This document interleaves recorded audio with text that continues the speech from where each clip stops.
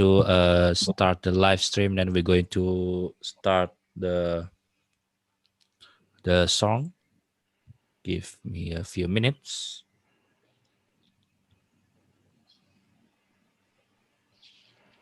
We are connected on YouTube live stream.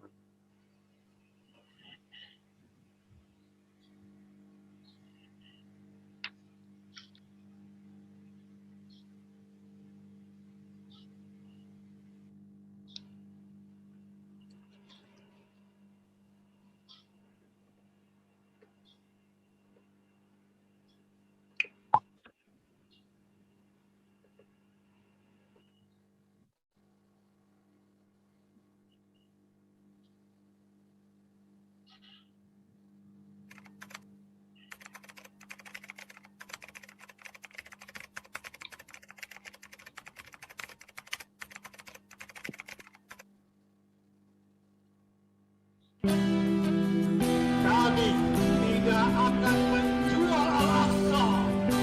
Kami tidak akan menggadaikan Baitul Maqdis. Dan kami tidak akan tinggalkan Palestina. Takbir! Bebaskan Masjidil Aqsa, merdekakan Palestina. Bebaskan Masjidil Aqsa, merdekakan Palestina. Palestina,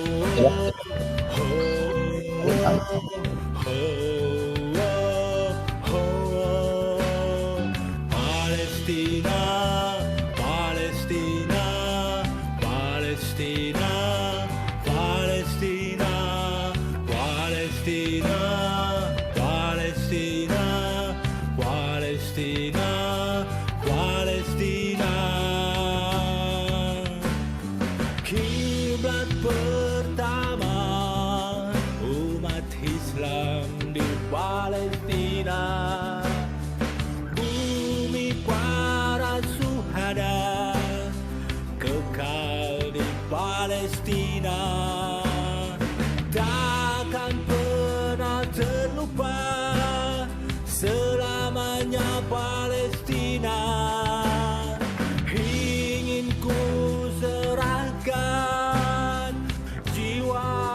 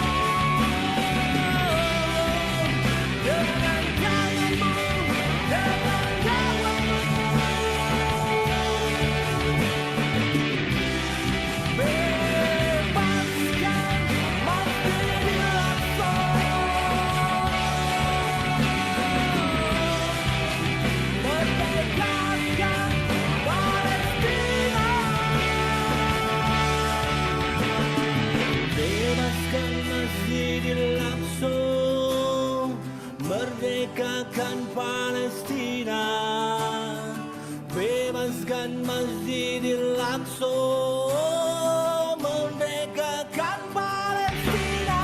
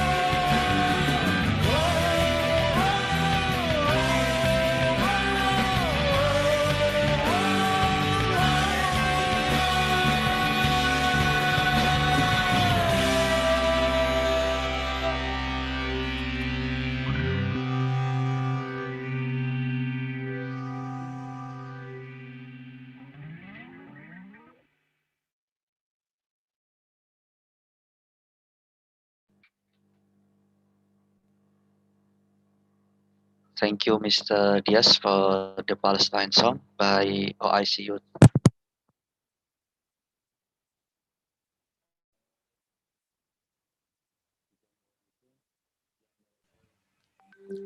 Moderator, you have some audio problem.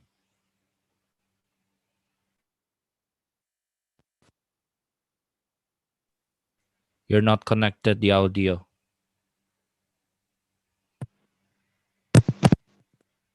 You're still muted, I think. It's not Is muted. it clear now? Okay, now it's clear. Okay. Sorry for the audio problem. And thank you for the Palestinian song by OIC Youth of Indonesia. And we will begin our meeting soon.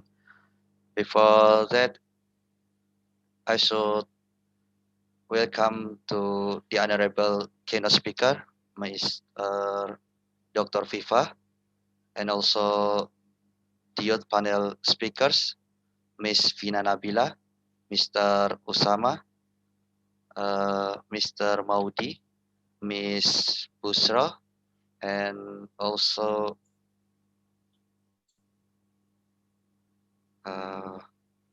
Ahad Shah from University of Pennsylvania, and also the OIC Youth Indonesia, the president of OIC Youth Indonesia, Miss Astrid, and the chairman of National Youth Council, Mr. Takan Taufik Lubis, and the ambassador Buyan Sabtomo as the chair of International Cooperation Commission at Indonesia Council of Ulama or MUI. So let's begin our meeting today by reciting Al-Fatihah together. Al-Fatihah.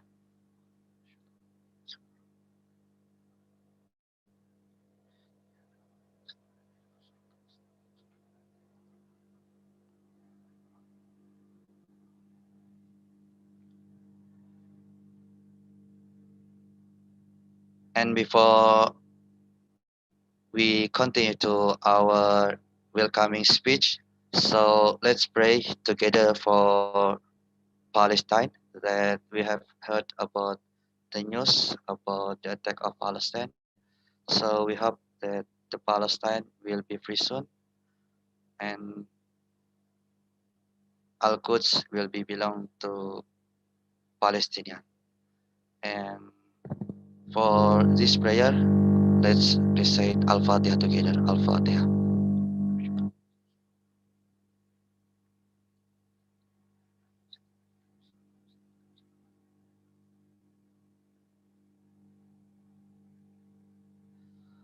Amin ya Rabbal Alamin. And hopefully that Palestine will be free soon. So I'm Muhammad Ali Subakti. And before going to continue our agenda, let me recite or let me read our agenda today. The first agenda is welcoming speech by the president of OIC Indonesia and also Ambassador Buyan Sabtomo. and the last one is Mr. Tantan Taufik Lubis. So it will be continued by the keynote speaker by Dr. Viva Yoga Mauladi, and also will be continued by the youth panel speakers. There are Fina Nabila and also Usama Abdurrahman, Maudi Ajijul, Busro, and also Alhad Shah.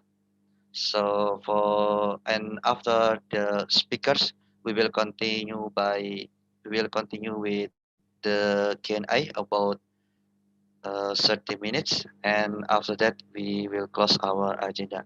So for the first agenda will be welcoming speech by Astrid Nadia Rizkita, the president of OIC Youth Indonesia. The time is yours. Okay. Thank you for giving me the floor. First of all, I'd like to check, am I audible? Yes, yes. Yes. Okay. Thank you so much. Bismillahirrahmanirrahim. Assalamualaikum warahmatullahi wabarakatuh. Waalaikumsalam warahmatullahi wabarakatuh. Alhamdulillahirabbil alamin. Wassalatu wassalamun ala asrofil anbiya'i wal mursalin wa ala alihi wa sahbihi ajmain. Rabbi shrah li sadri wa yassir li amri wahlul 'uqdatam min lisani yafqahu qawli. Amin ya rabbal alamin. My senior, respected Ambassador Bunyan Saptomo, the chair of International Relations and International Cooperation Department at Indonesia Ulama Council, Majelis Ulama Indonesia. Respected senior, Dr. Viva Yoga Mauladi, Presidium Majelis Nasional Kahmi. Our senior, Mr. Tantan Taufik Lubis, the Vice President at ICYF and the Chairman of Indonesia National Youth Council. Respected youth panelists, we have Brother Ahad Shah, UPenn graduate and social justice advocate all the way from US. Miss Fina Nabila Faizin, journalist and our pride. She's the first winner of Minutes of Heritage short video competition. Mr. Usama Abdurrahman, chair of PPI Turkey, former chair. Mr. Maudi Madil, our brother from the Philippines and Muslim youth activist. And last speaker, Ms. Bushra Amiwala, the youngest US elected official, who will be joining us shortly. First of all, I thank Allah subhanahu wa ta'ala for his blessings, his mercy, who give us health and the opportunity for us to convene in this blessed forum, inshallah, to discuss about Islam and peace. Also, salawat and salam goes out to our Prophet Muhammad sallallahu alaihi wasallam for his legacy in guiding the Ummah. And thank you to all the partners of this webinar, namely NYC Indonesia, Youth Break the Boundaries, and Majelis Nasional Kahmi.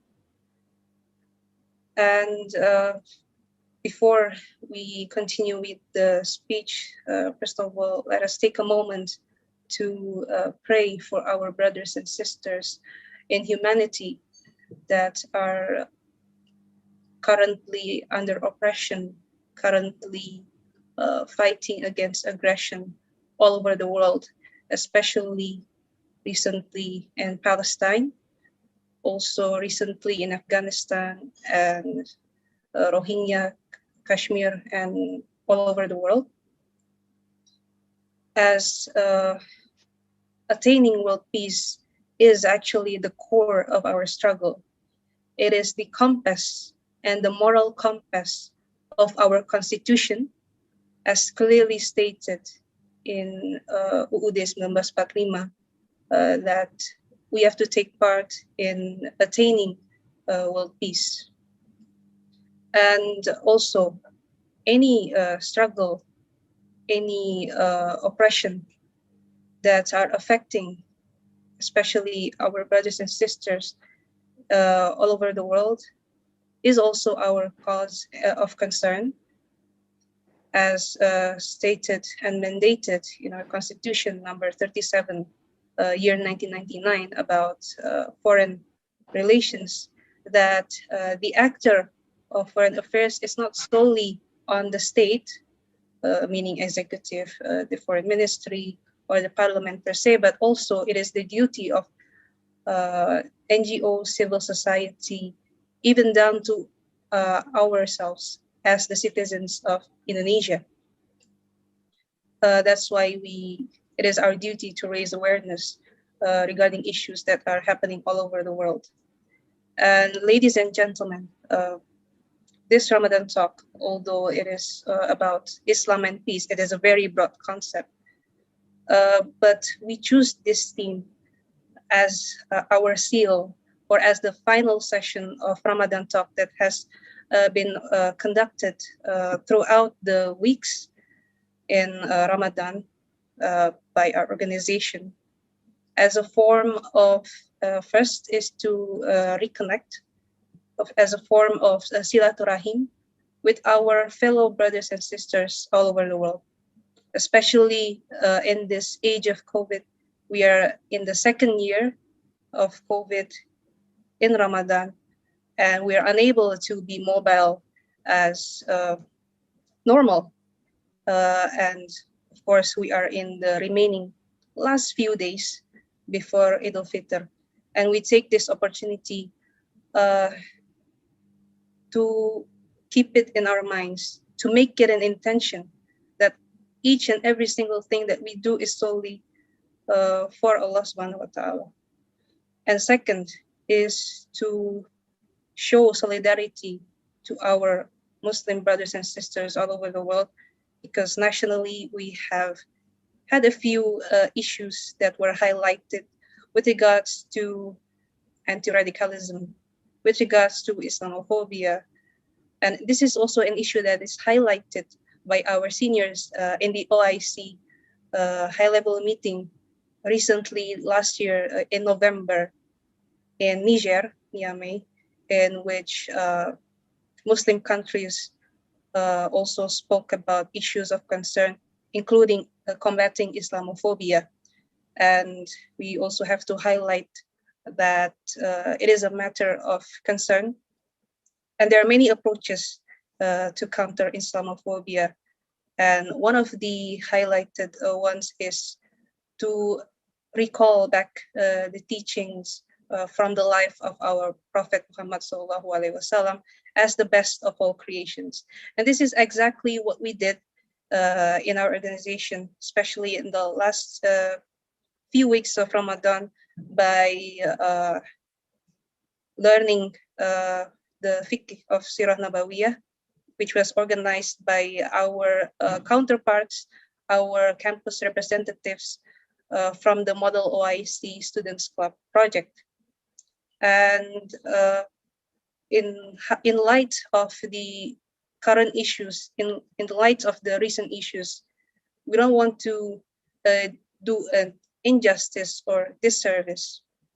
So perhaps in the previous invitation or the term of reference that we provided, or the committee provided to the speakers, is the broad theme, but we're most welcome, and we'd like to listen your thoughts and perspectives with regards to the recent issues in Al-Aqsa, because actually in the first place, the reason why OIC, as the second largest intergovernmental organization after the UN, was established in 1969 in Rabat, is because of the arson of Masjid Al-Aqsa as a form of solidarity. So we'd like to see your perspectives and your views on that. So without any further ado, we'd like to thank all of the speakers, all of the audience for giving your time, especially in the last few remaining days of this holy month, to give your time to reconnect with us and share with us in this blessed webinar, inshallah. With that, I conclude my speech. Thank you so much, and we hope that you all get to benefit from this session. Wassalamualaikum warahmatullahi wabarakatuh. Waalaikumsalam. Waalaikumsalam warahmatullahi wabarakatuh. Thank you for the speech by Ms. Astrid Nadia Rizkita, the President of OIC Indonesia. And we are going to the next speech by Mr. Tantan Taufik Lubis, the Vice President of ICYF and also the Chairman of Indonesian National Youth Council. And for Mr. Tantan Taufik Lubis, the time is yours.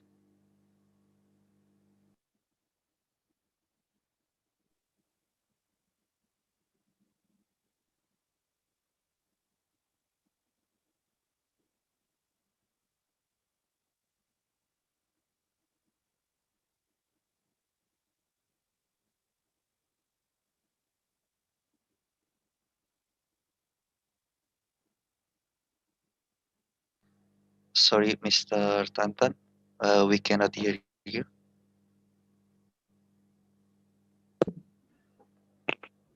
Halo, tes. Yes, we can hear you now. Ya. Bismillahirrahmanirrahim. Assalamualaikum warahmatullahi wabarakatuh. Innal hamdalillah nahmaduhu wa nasta'inuhu wa nastaghfiruh wa na'udzu billahi min shururi anfusina wa min sayyiati a'malina. May yahdihillahu fala mudilla lahu wa may yudlilhu fala hadiya lahu. يقول تبارك وتعالى في كتابه العزيز أعوذ بالله من الشيطان الرجيم بسم الله الرحمن الرحيم واعتصموا بحبل الله جميعا ولا تفرقوا الآية. في أول مرة هيا بنا نشكر شكرا إلى الله جل جلاله الذي قد أعطانا نعمة وهداية وتوفيقا حتى نستطيع أن نجتمع ونتمكن في هذه القاعة الشريفة إن شاء الله. والصلاة والسلام على رسول الله الكريم نبينا ورسولنا وخاتم النبيين الذي قد حملنا من الظلمات إلى النور من الجاهلية إلى الإسلام إن شاء الله. ولا أنسى أشكر شكرا إلى committee from OIC, Youth Break Boundaries, Majelis Nasional Kami, Majelis Ulama Indonesia, University of Pennsylvania, and all audience who are already with us tonight to discuss about Islam and peace as the religion of peace. First of all, I would like to deliver my gratitude and a lot of thanks to the committee of this webinar tonight,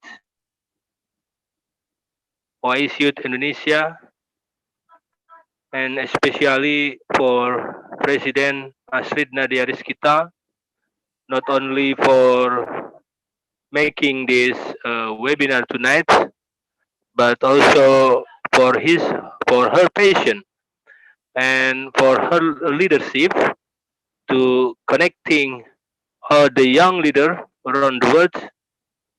So all of us, we can connect it in one vision to empowering ummah around the world, inshallah. Actually, I don't want to deliver welcoming speech in this opportunity, but I would like to sing a song from Nisa Sabian. Sorry if excuse me if I'm different with another welcoming speaker, but allow me to sing a song from Nisa Sabian although my voice is not good enough to deliver singing, okay? I'm sorry. Saya buka dulu ya ininya. Nih. Abtahiyah wabsalam ansaru ahlal kalam jainurin yahtiram abmahabba wahtisam ansuru bainil anam hadahu dinas salam. I think this lyric is related to our topic tonight about Islam and peace.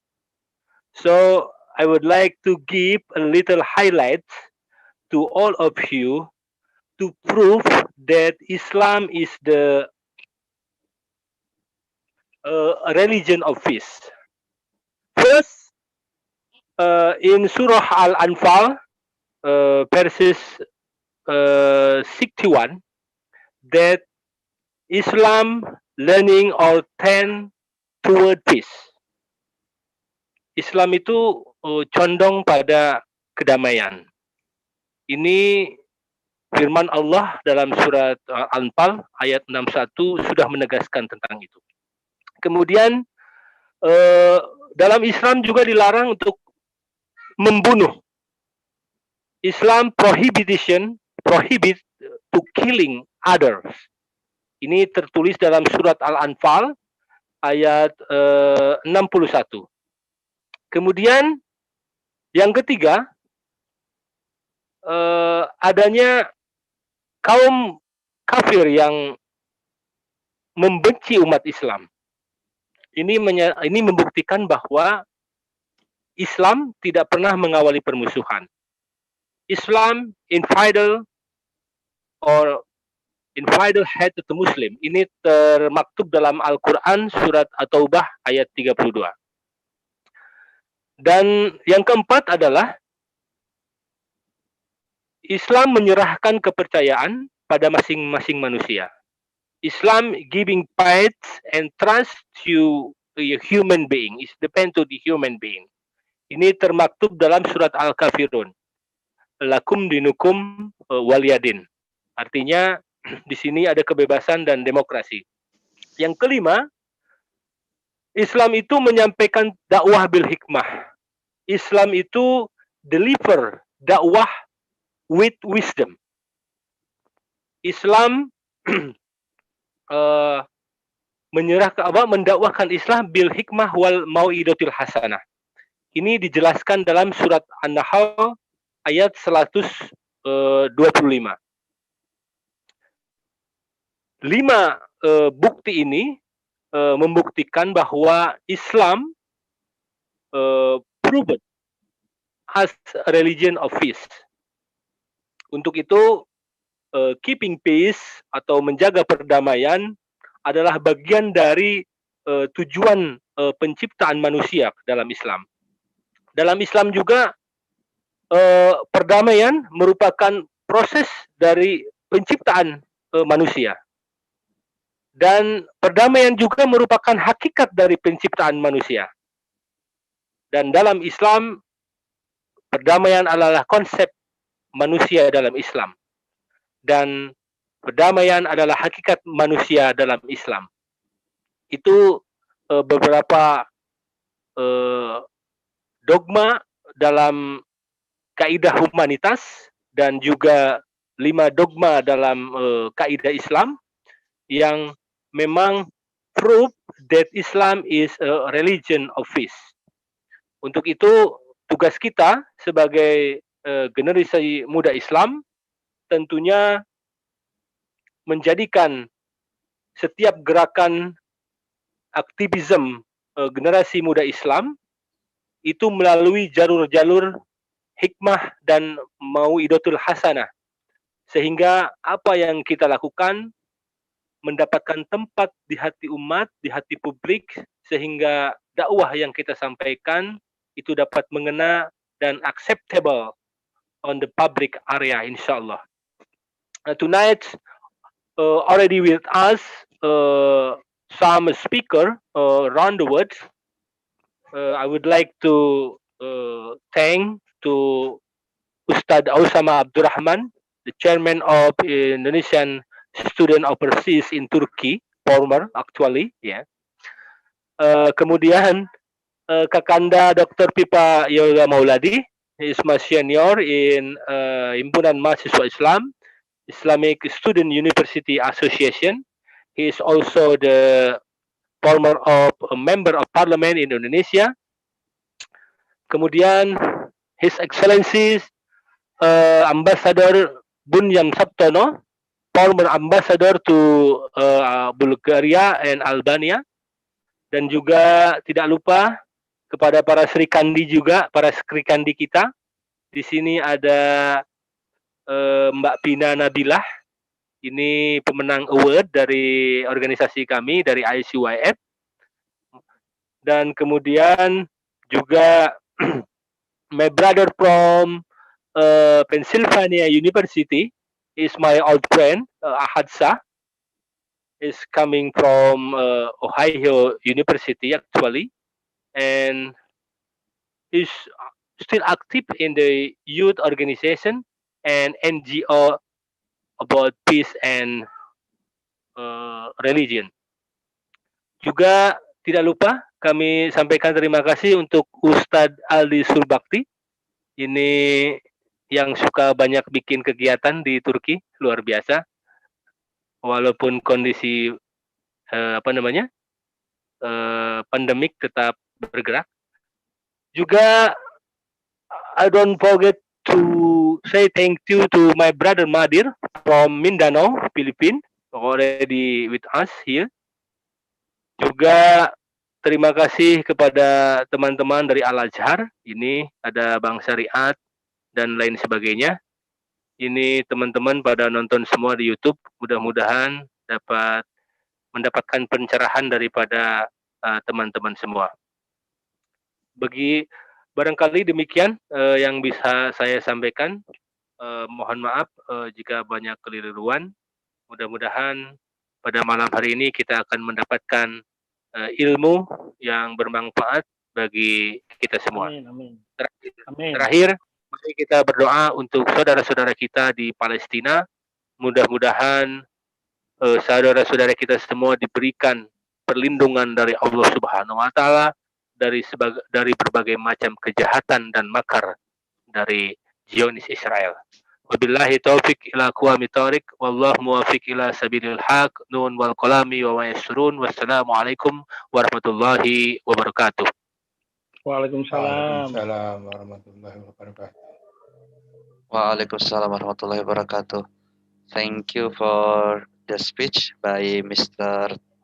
Tantan, and we are going to the next welcoming speech by Mr. Ambassador Bunyan Sabtomo, the chair of International Cooperation Commission at Indonesia Council of Ulama, or Majelis Ulama Indonesia. For Mr. Ambassador, the time is yours. Yeah, thank you. You hear me? Hello? Yes. All right, thank you. Bismillahirrahmanirrahim. Assalamualaikum warahmatullahi wabarakatuh. Alhamdulillahi rabbil alamin. Wassalatu wassalamu ala nabiyyina wa maulana Muhammadin wa ala alihi wa sahbihi ajma'in. Amma ba'du. First of all, praise to Allah, God Almighty, who has allowed us to meet in this evening, talking about Islam and peace. Peace is usually defined as a state of no disturbance or no war or no violent conflict. While the meaning of Islam is also peace. So the message of Islam sent to us through Muhammad is to be a blessing to the world. This means Islam is rahmatan lil alamin. And in other ayah, we also find that Ja'alnakum syu'ubam wa qabaila lita'arafu. And Allah create human being divided into nations in order to know each other. So actually, the international system, according to Islamic teaching, is what we call idealistic words.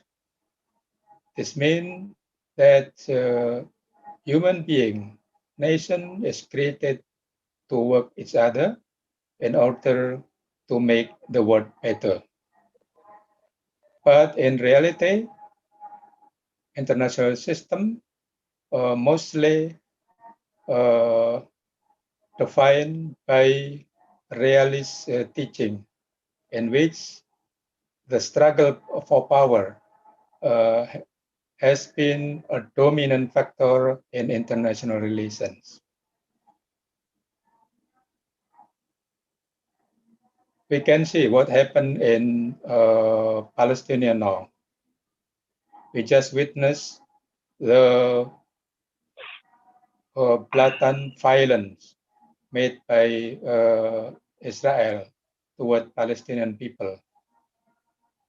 This morning, we from Majelis Ulama Indonesia conduct a meeting with all Islamic organizations, including Muhammadiyah and Nahdlatul Ulama, to discuss the problem of Palestinian, and we finally conclude issuing a statement consisting 10-point statement, and we conclude that so far our power is only power of voice. This means that the voice is the only power now we have. We witness Islamic countries, member of OIC, is divided, although we structurally has organization, OIC, but in reality, we separate each other. There is a lot of differences among us.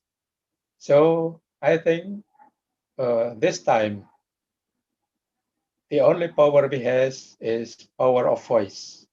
And I think for young people can make use of this voice through the technology. So that's why in our statement, we also call for all Muslims to use social media to voice our concern about what happened in Palestine now, in order to our voice to be heard by the world, including Western countries and United States, which the main supporter of Israel. So that's why I welcome this meeting organized by OIC Youth. I think this meeting is timely, and it is time for youth to come forward to be future leader. We have a lot of challenge. As I mentioned, this time our voice is the only power we have. If we see the international system, at the moment, Muslim is in the periphery of international system. The dominant power is in the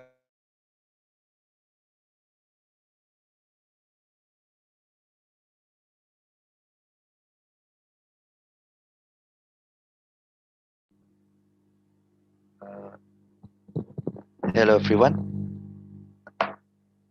Is in it the hand of non-Muslim. clear? Okay. Out of permanent are all in China. So it is certainly a great challenge for young people. We have to make clear, we have to work together in order to acquire the power in order to control the world. At least there are three elements of power. The first one is mind. We can translate the power of mind is science and technology. And the second power is muscle. We can translate it military and industrial power. And the third power is the power of money. We can translate it in economic power. If we can see from this three elements of power, Muslim countries is in the periphery. Now the power of three elements is in the hand of United States, and now China. China is become rising power.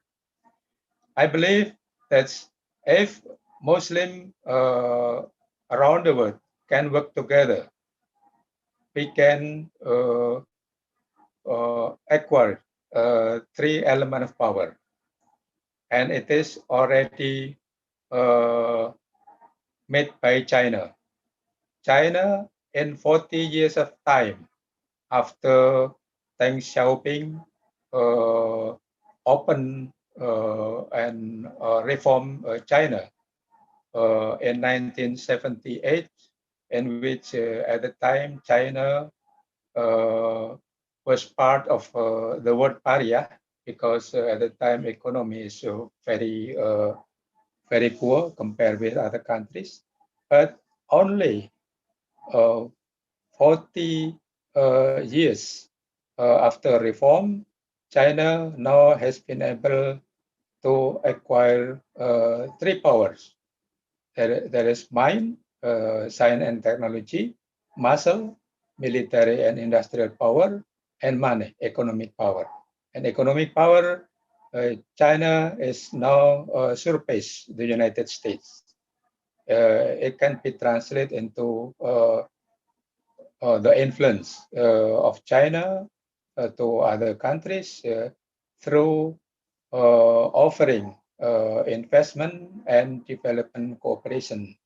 We witness a lot of projects of China in Indonesia, in Myanmar, in Cambodia, Pakistan, and now China also increased its influence in Africa. In Africa, China influence going to surpass the U.S. influence in this continent. Now China has already military base in Djibouti and continue to have economic influence in Middle East. So that's why it is, if Muslim world agree to work together, I believe we can follow the path of China. In 40 years, we will be able to control the world if we acquire three elements of power, as I mentioned before. So that's why I welcome this webinar organized by Indonesian Youth Muslim Organization. And finally, let us pray for the safety and prosperity of Muslim around the world, mainly in Palestinian land. Thank you very much, and hopefully Allah Subhanahu wa Taala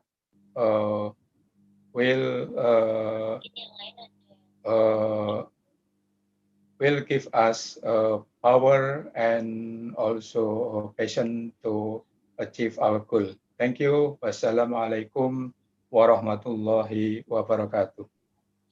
Waalaikumsalam. Waalaikumsalam Waalaikumsalam warahmatullahi warahmatullahi wabarakatuh. Thank you for the welcoming speech, Mr. Ambassador. So let's move to the next agenda, that is keynote speech that will be delivered by Dr. Viva Yoga Mauladi, the Coordinator Presidium of Majelis Nasional of Kahmi. For Dr. Viva, the time is yours.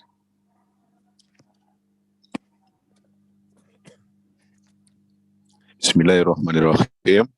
Assalamualaikum warahmatullahi wabarakatuh.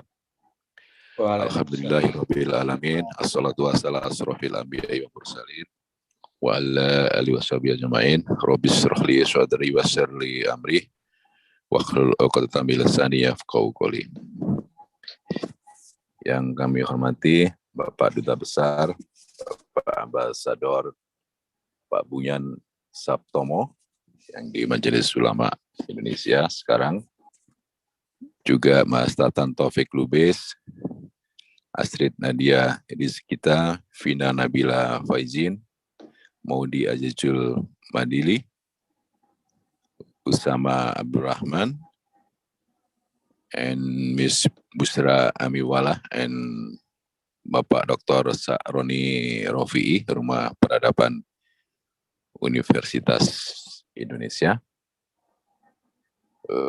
Terima kasih telah mengundang kami dalam acara ini. Praise be to Allah Subhanahu wa Ta'ala, who has bestowed His grace and guidance on all of us, so that today we can meet in the discussion on Islam and peace in good health, fresh, amidst the unfinished condition of the COVID-19 pandemic. At the end of the fasting month of Ramadan this year, we should be grateful to Allah Subhanahu wa Ta'ala, to most gracious and merciful God, that we are still given the opportunity to observe Ramadan fast in an atmosphere of sincerity and patience, with limits our social and economic interactive due to health protocol. Bapak Ibu yang kami hormati, there are several main notes in the discussion with the theme Islam and peace today. The first, the history of human civilization is built from human dialectical processes related to the extent of religion and belief, ethnicity and culture, state and nation, as well as ideological, economic, and political interests. It makes a beautiful mosaic to build the face of human civilization. In this context, issues of religion, state, economy, and politics can be distinguished, but they cannot be separated. Currently, there is turmoil in religious populism.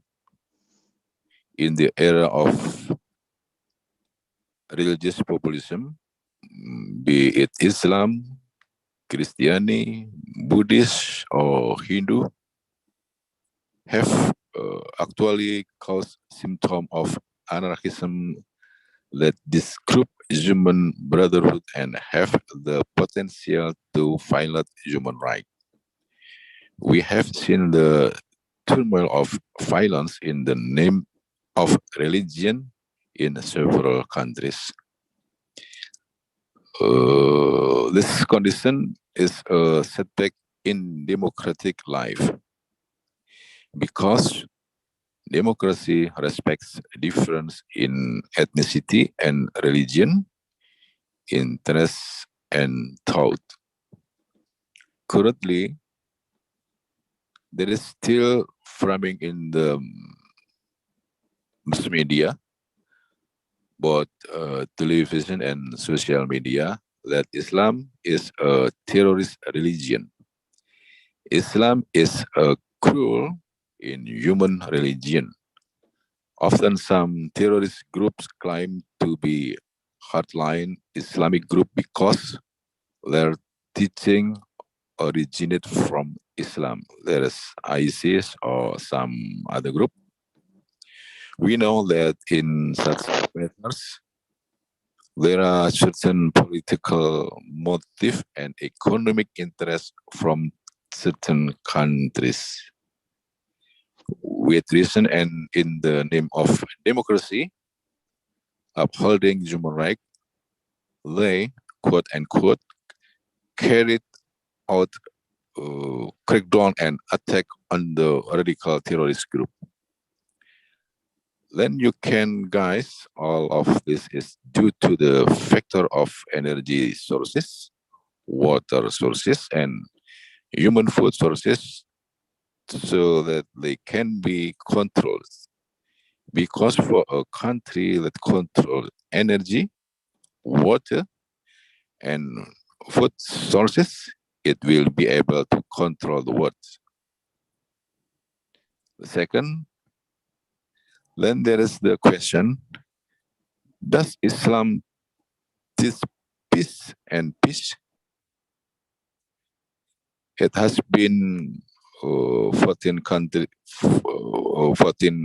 centuries since the Quran give direction so that mankind should live in harmony and peace within a religious framework. There are many verses in the Al-Quran that call for peace and peace. Example, Al-Baqarah 208. You will believe, enter into Islam as a whole and do not follow the step of Satan.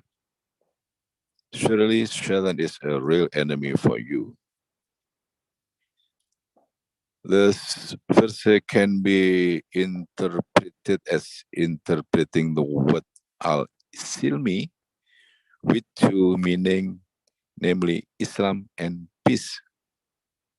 That means Islam and peace are two entities that cannot be separated from each other. Islam without prioritizing peace with other people, especially with people of different faith, of different religion, is tantamount the dying the identity of Islam itself, which is a religion of peace. Islam is a religion that reconciles safe, delicious and delicious, easy and not difficult, like and not burdensome, fun and not scary. Even because of the importance of the value of peace, this attitude has more reward than prayer, zakat, syuhada, as a hadith narrated by Abu Dawud and Tirmidhi. It's mean, will I tell you the practice that have more reward than prayer, fasting, and sadaqah? The friend answered, yes, messengers. So the apostle replied, reconcile the dispute between you because all of them are destroyer of religion. So peace in an entity that cannot be separated from Islam. The third, the theory of the class of civilization from Bernard Lewis, which was later disseminated by Samuel Huntington, seems to be a picture of Western political policy toward the Muslim world. Islam is negatively framed by the media, namely as a religion of terrorists, intolerance, violators of human rights, and others. In the midst of this Western talk of cornering Islam, it's turned out that there are other currents that say the terrorism is not born by Islam, but by Western oppression. This current was voiced by American professor Graham Fuller, the former deputy chairman of the United States Central Intelligence Agency, or the CIA, state, if it weren't for Islam, this world would be devoid of civilization, culture, and intellectuals. Even if Islam did not exist, the West would be in conflict and war, especially between churches. West and East, therefore, in his opinion, the West must not impose on Islam the sin of the conflict between East and West, or the so-called clash of civilization. The statement is in his book called A World Without Islam. Fuller attacked his country policy of destroying the Middle East. Fuller proposed 9 solutions to stop the West-Islam conflict.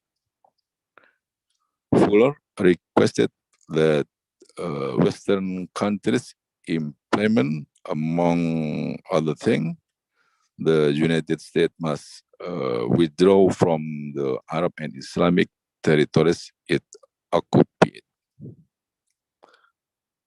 Fuller rejected the accusation that he defends Islam.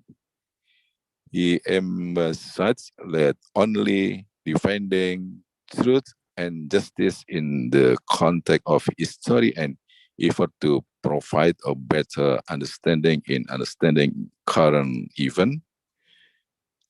With all of that being said, we have reached the end of today's discussion.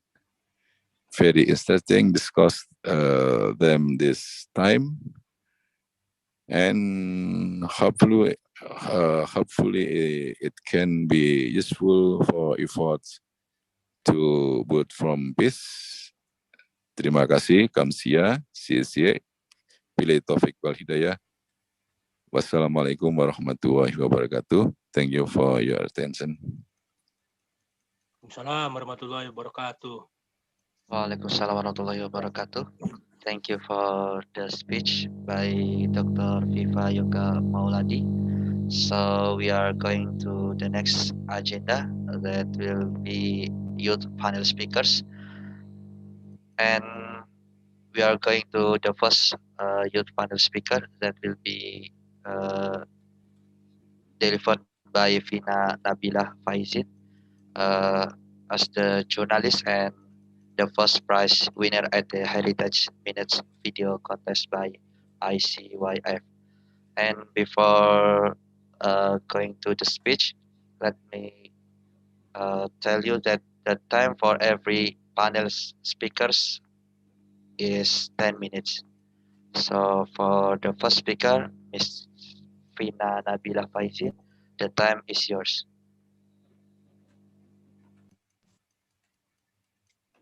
Bismillahirrahmanirrahim. Assalamualaikum warahmatullahi wabarakatuh. Waalaikumsalam. Wabarakatuh. Selamat malam waktu Indonesia dari Jakarta. Good evening from Jakarta. Thank you very much for all the committee.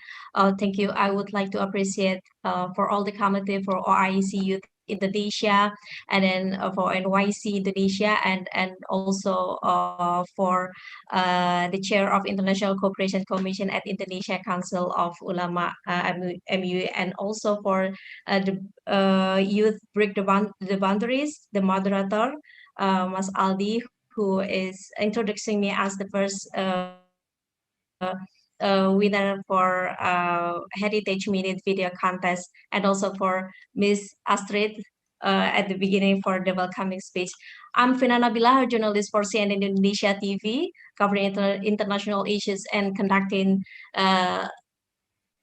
very special interview with international leaders. I'm tremendously honored being part of this forum by the title Peace, Islam and Peace, and I would like also to deliver my highest appreciation to all participants who already participate this great opportunity or great webinar in this Ramadan.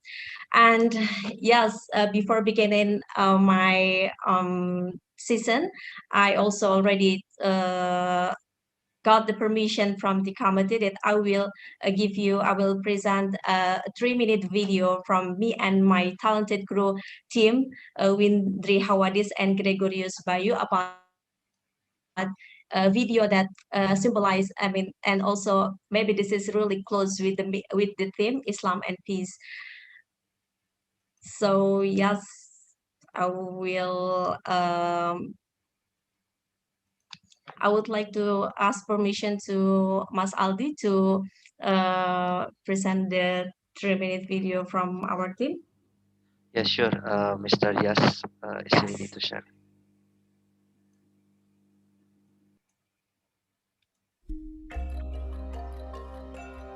The Istiqlal Mosque is a home for 6 religions in the country for more than 270 million people.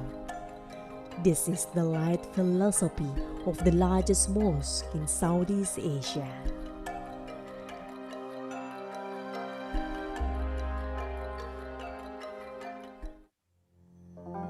At first glance, the mosque is neither modest nor extravagant.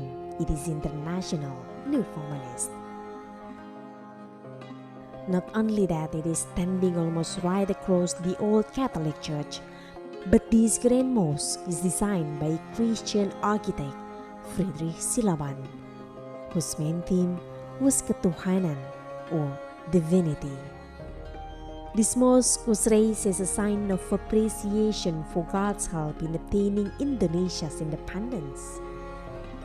Hence its name is Istiqlal, meaning independence in Arabic. The mosque has 5 floors, symbolizing the 5 pillars of Islam, and stands as a symbol of Pancasila that confirms the fundamental teachings of Islam: faith in God, humanity, unity, democracy, and social justice. Istiqlal was largely influenced by the tropical climate in Indonesia. The construction, taking 17 years, began in 1961. Architect Silaban looked for inspirational designs from such far places as Germany, Iran, and Egypt. He features plenty of traditional and modern architectural elements, such as the dome, arches, and the central structure, the Silaban Dome. The architect used the dimension of the dome as 45 meters in diameter, indicating 1945, the year of Indonesian independence. An imposing structure of massive mosque enough to hold more than 200,000 worshippers beneath the dizzying dome. More than just a place for worship, the mosque has become a symbol of religious tolerance in Indonesia. Although meant to be a holy shrine and important location for pilgrimage of Indonesian Muslims, people of any faith can marvel at the mosque's immense beauty.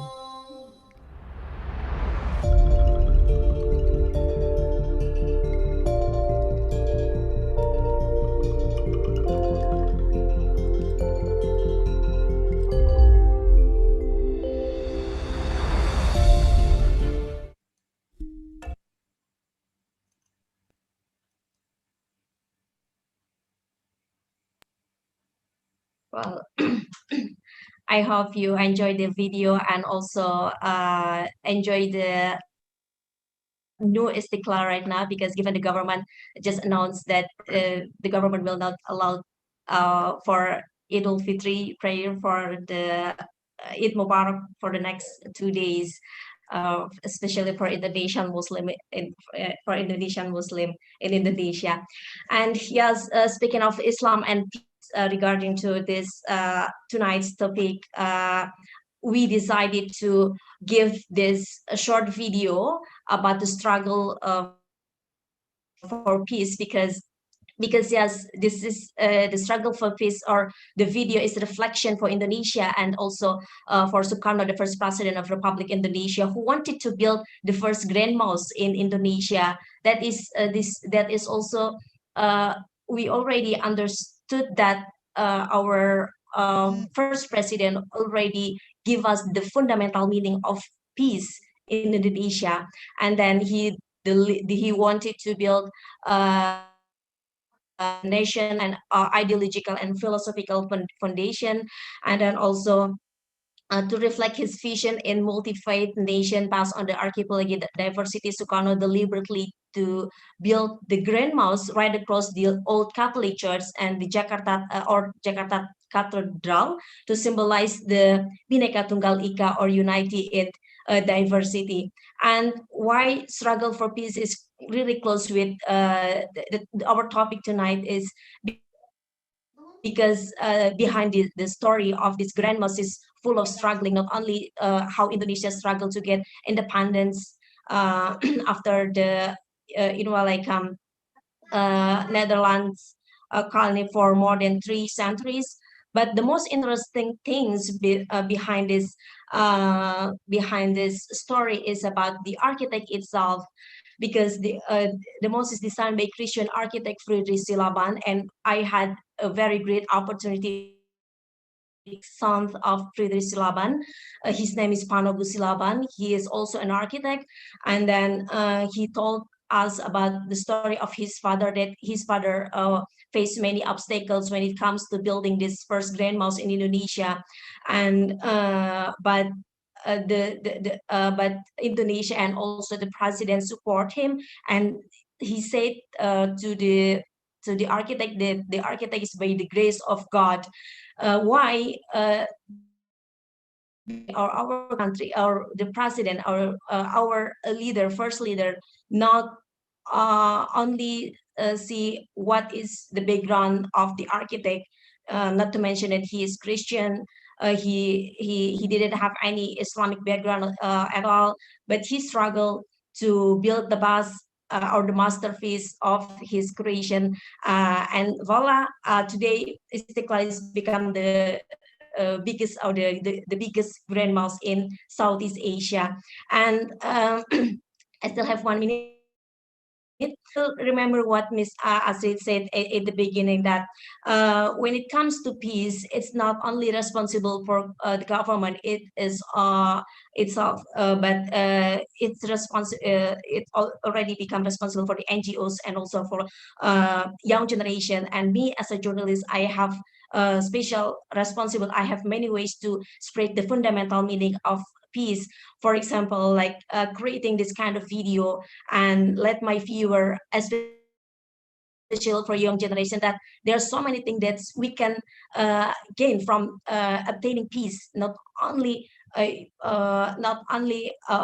especially in this modern era, when technology sometimes that we got tons of information from many sources, just like Excellency Viva Yoga say that in this era we will get tons of information, and we need to be selective on that situation.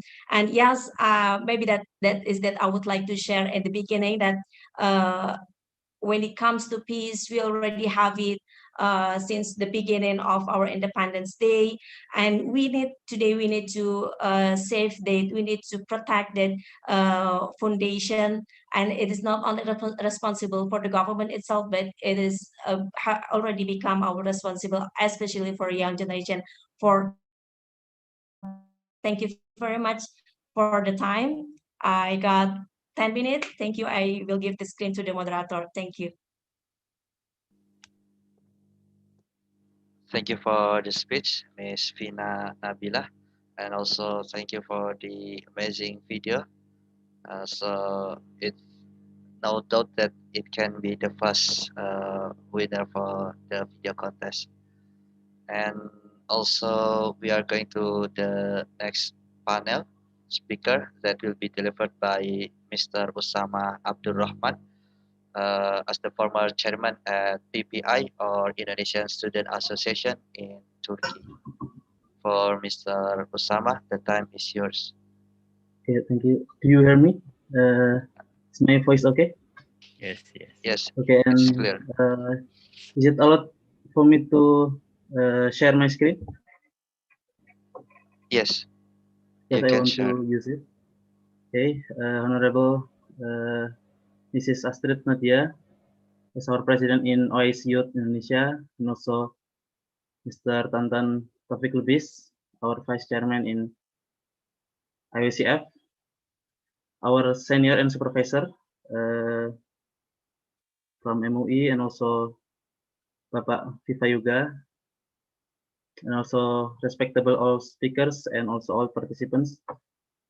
Bismillahirrahmanirrahim. Assalamualaikum warahmatullahi wabarakatuh. Alhamdulillah, alhamdulilladzi arsala rasulahu bil huda wa dinil haqq, amma ba'du. In this opportunity, I want to try to explain to you the presentation with the title Islam, Open Civilization and Peace. And due to our very limited duration, I will explain this in very briefly manner. So in this opportunity, I only want to share to you the concept of open civilization that is offered by one of the today's most prominent scholars in Turkey, Prof. Recep Şentürk. He was a former rector in Ibn Haldun University in Istanbul, and also the director in Alliance of Civilizations Institute in the same university. But before that, I want to give you a very brief question that should be answered by us. Is religion a source of violence? Because if the answer is yes, how about the religion's call to live in harmony and peace? Just like our supervisor said, that Islam itself means peace, or Islam itself means submission, but it has the same root with salam. Salam means peace. But if the answer is no, how about the history that told us about what happened in the Middle Ages, about the Crusades, about the Inquisition policy, and also today's ISIS?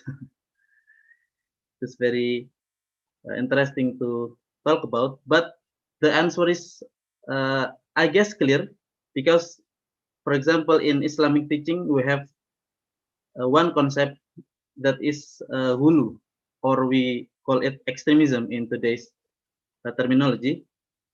Hulu means, in one tradition in our Rasulullah's hadith, he said, "Wa iyyakum wal ghulu fitin fa innama ahlaka man kana qablakum al ghulu fitin."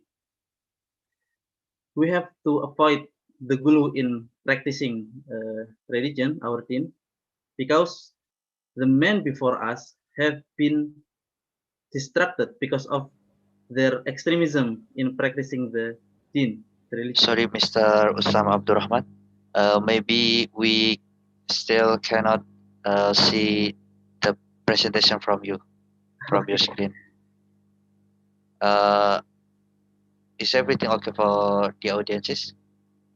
Can you see the presentation? Let me just stop the and type again. How about this? Can you see it? Yes. Okay. Yes, thank you. So to avoid ourselves from fall into the hulu to extremism, we have to make sure that our understanding in Islamic teaching is in the proper way. In this context, I will also say that our war against terrorism, our war against radicalism and also fundamentalism, some of the scholars said by this terminology, is correct if it roots or if it means al-ghulu in Islamic teaching. Because this terminology bring to us some confusion, but we will not come into that context. We will enter to the next topic, that is open civilization. Prof. Rajab Shantur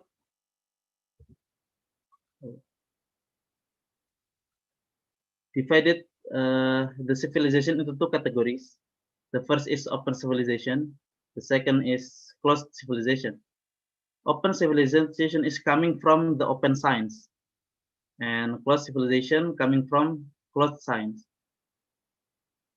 By open civilizations, he means the civilization that recognize other civilizations and the right to coexist. And closed civilization, on the contrary, this kind of civilization doesn't recognize other civilization and the right to coexist. And closed civilization see itself as the only civilization on the world and aims to assimilate others through civilizational assimilation. Open civilization produce and implemented in this kind of civilization open law, and the contrary, closed civilization implement closed law. Open law, by definition, is the condition that a civilization or that a country recognize that every part of their society has their own law or their own legal system that hopefully can be implemented in the legal practice. But in today's phenomena, we can see that I guess all over the world, all the countries implement the closed law because they fall into the condition of closed civilization. Prof. Rajab Shantur said that before the beginning of 20th century, there was implemented or there was existed the open civilization in all around the world, but since the beginning of 20th century, we fall into the closed civilization because secular system has been recognized all of the countries, also all of the nation states. Also, Prof. Rajab Shantur emphasized what he means by closed law is a legal discourse which is kept closed to different normative voices. He said, our current law is open only to the secular ideas. The religious one is avoided. While it is kept strictly closed to religious opinions. This is what I call closed law. Our law must be open to the views originating from any perspective, be it religious or secular. If we want peace, we have to respect not only the secular values, but also all religious values. So if we implement the secular system, it should not be the assertive one, because the assertive one, like what we can see in France, for example, they doesn't respect the value of religious, and they fall into the other consideration. They fall into the other radical point of view and radical extremism and other extremism. Next, and the example of the open civilization can be seen in the history of Islam. For example, in Ottoman Sultanate, as well as in other Sultanate, Mughal empire in India as well as in Indonesia, Mataram Islam, Demak, etc. Because in Islamic teaching, there is what Prophet Jabsantuk said, the unity in multiplexity, not only unity in diversity, but the unity in multiplexity. In this multiplexity, there is we should not say it different because we recognize that we are in unity. But we see that in this unity, there is some layer. According to him, from his latest book, Open Civilization, Acak Medeniyet in Turkish, they mentioned that at least there are 7 layers. He said the first is Marotibul Wujud, multiplex ontology. There is at least 3 wujud, alamul malakut, alamul lahut, another. Marotibul ulum, marotibul usul, dairatul ulum, until the last is maqasid asyariah. In the field of maqasid syariah, aims of law, actually Islamic teaching are in accordance with all values of civilization. They are Islamic teaching can meet with Christianity, can meet with Buddhism, can meet with Hinduism, etc. Because what? Because Muslim society has acknowledged that inside or within the Islamic teaching, there is such kind of multiplexity at all layers. For example, in the field of maratibul ahkam, multiplex norms in the legal system, or in the how our scholars approach the reality, and then they will define what is the status of every reality. Is it haram, mubah, wajib, etc. We have at least 4 schools of Islamic law. We know it as Hanafi, Maliki, Shafi'i, and Hambali. And between these madhabs, we know that there is a difference, but these differences is inside the unity, the multiplexity, in the unity in the multiplexity. Okay, by understanding that inside the Islamic teaching there is such kind of differences, we as a Muslim are already to face the difference that can be happen in the much wider area between not only religion but also between the civilization. But actually after 9/11, there is the campaign of war on terrorism coming from the Western countries, and there is some projects not only to Indonesia but also to all Muslim majority countries, building moderate Muslim networks, deradicalization, etc. But we have to know that these projects not only failed but also has been wrong since its beginning.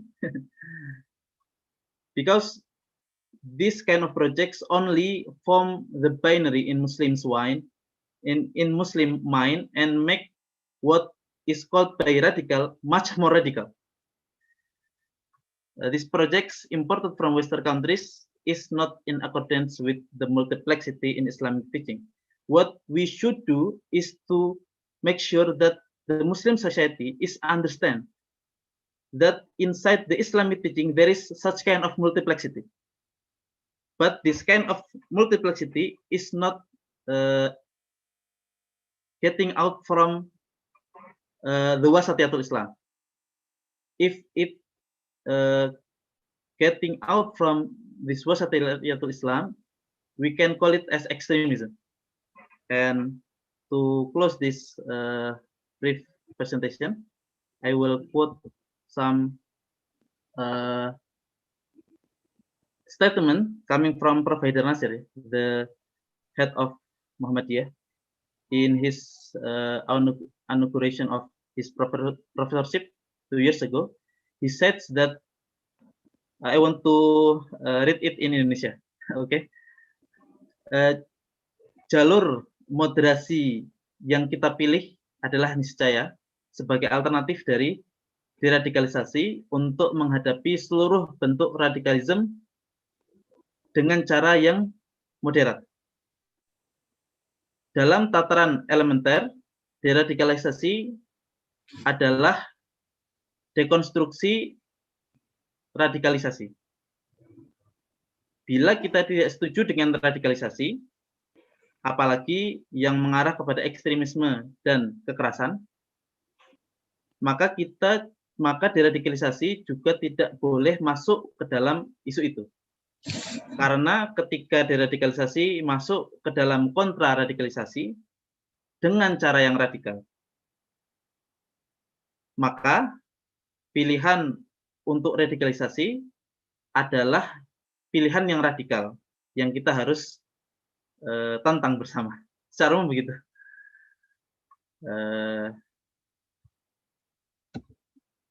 Lastly, the real peace can only be attained if the peace is spread to all societies all around the world and not to some part of them. In order to realize this aim, all countries should embrace the concept of open civilization. All societies should understand that Islamic teaching has its multiplexity, so they can realize the unity in multiplexity. Maybe that is for me. Thank you for your attention. Assalamualaikum warahmatullahi wabarakatuh. Waalaikumsalam warahmatullahi wabarakatuh. Thank you for the speech by Mr. Usama Abdul Rahman. So we are going to the next panel that will be delivered by Mr. Maudi Madil. He is peace and human rights advocate and also the founder of the Three Minds, the founder of the Free Minds. So for Mr. Maudi Madil, the time is yours.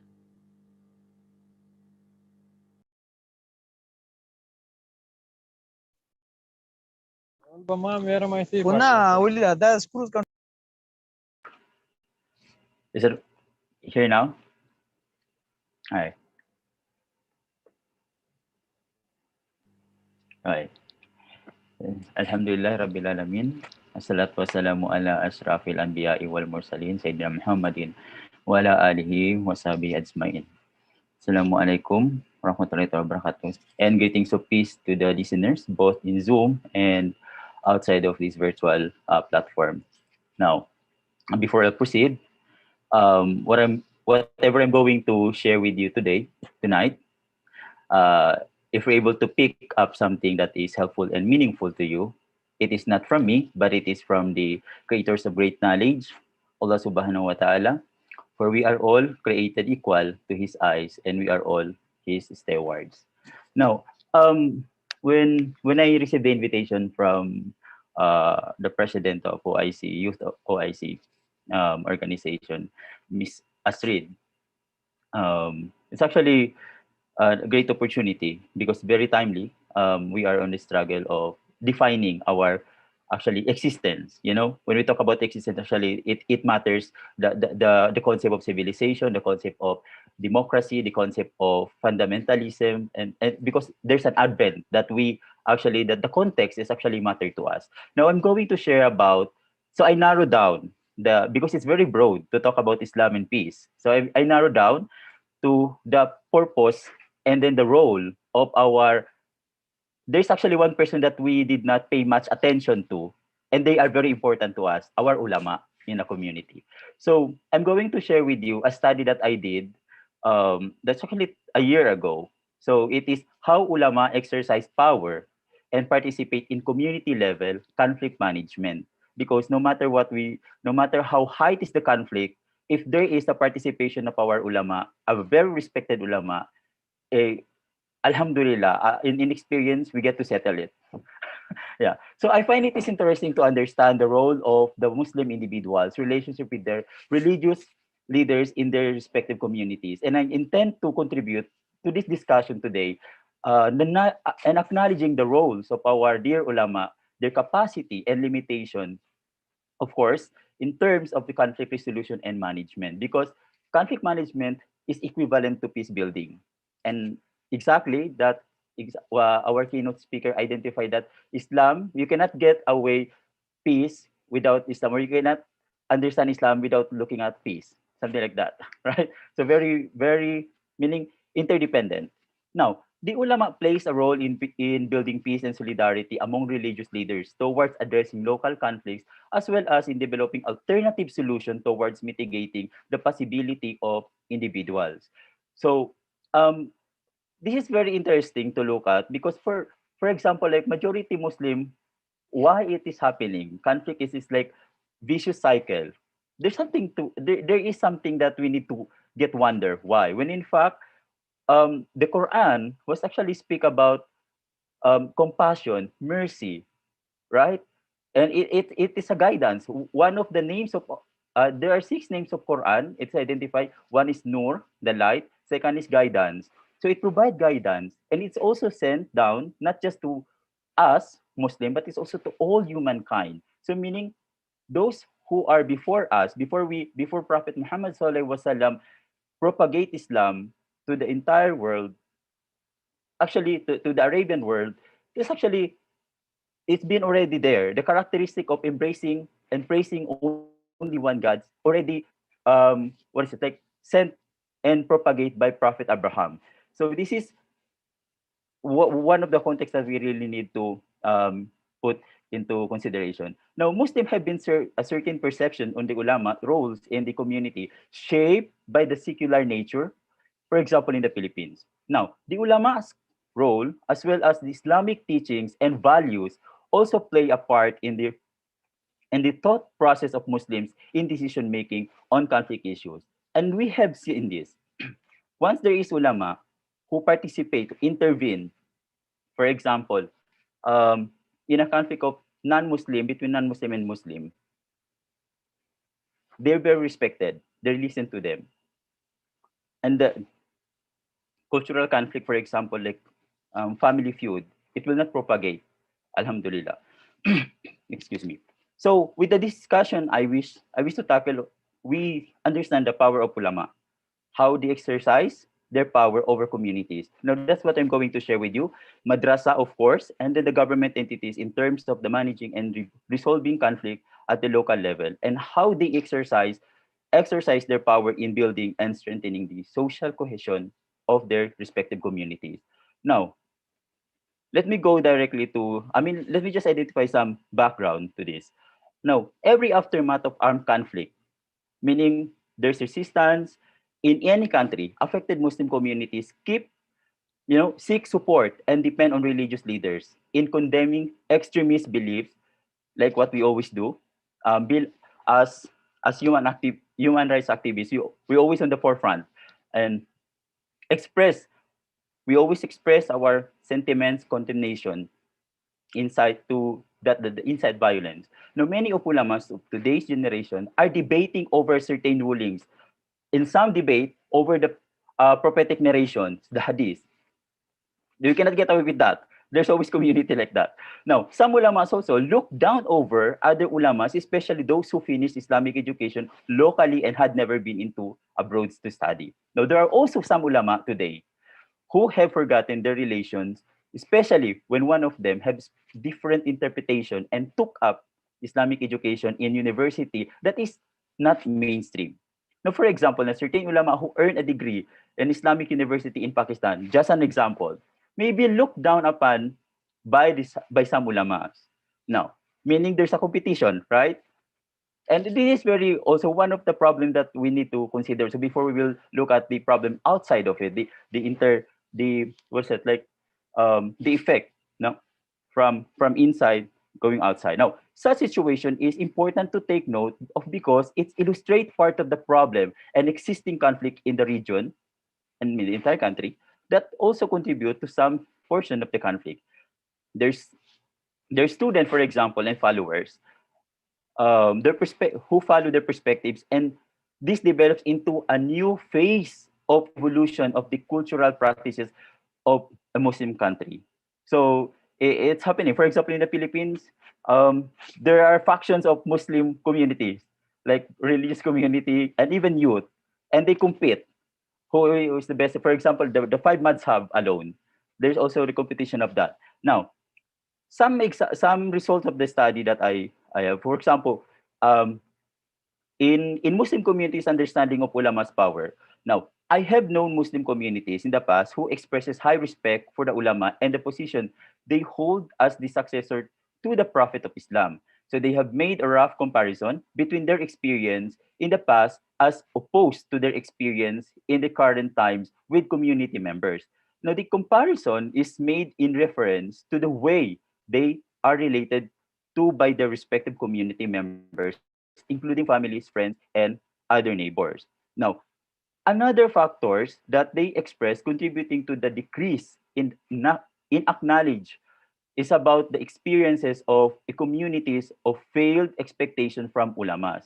But these are just some. Now, communities may have had experiences in some and other ulamas who did not live up to their expectations. So they failed this failed expectation, according to some ulama that I talked to, eroded the trust and confidence of the community such that ulama is general are affected. So it is not only the ulamas who actually failed the expectation of the communities who received lower acts acknowledgement from the communities.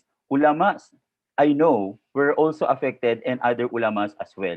So when there is a misunderstanding of in a community or between two ulamas, that's excuse me, that's how they started the problem, and it affect the followers, and when it affect the followers, it affect the entire community.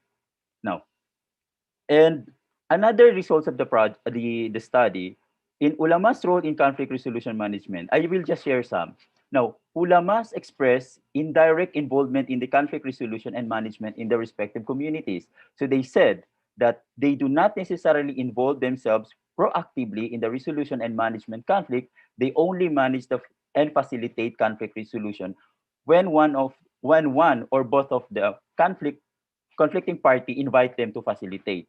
So they tend to avoid meddling in conflict if they are not invited. So if we try to remember in when they started to um, in our community, if a certain politician will invite up as a certain religious leaders, there are some who will not participate because they are afraid that their statement going to affect or going to misuse or misquote by some politicians.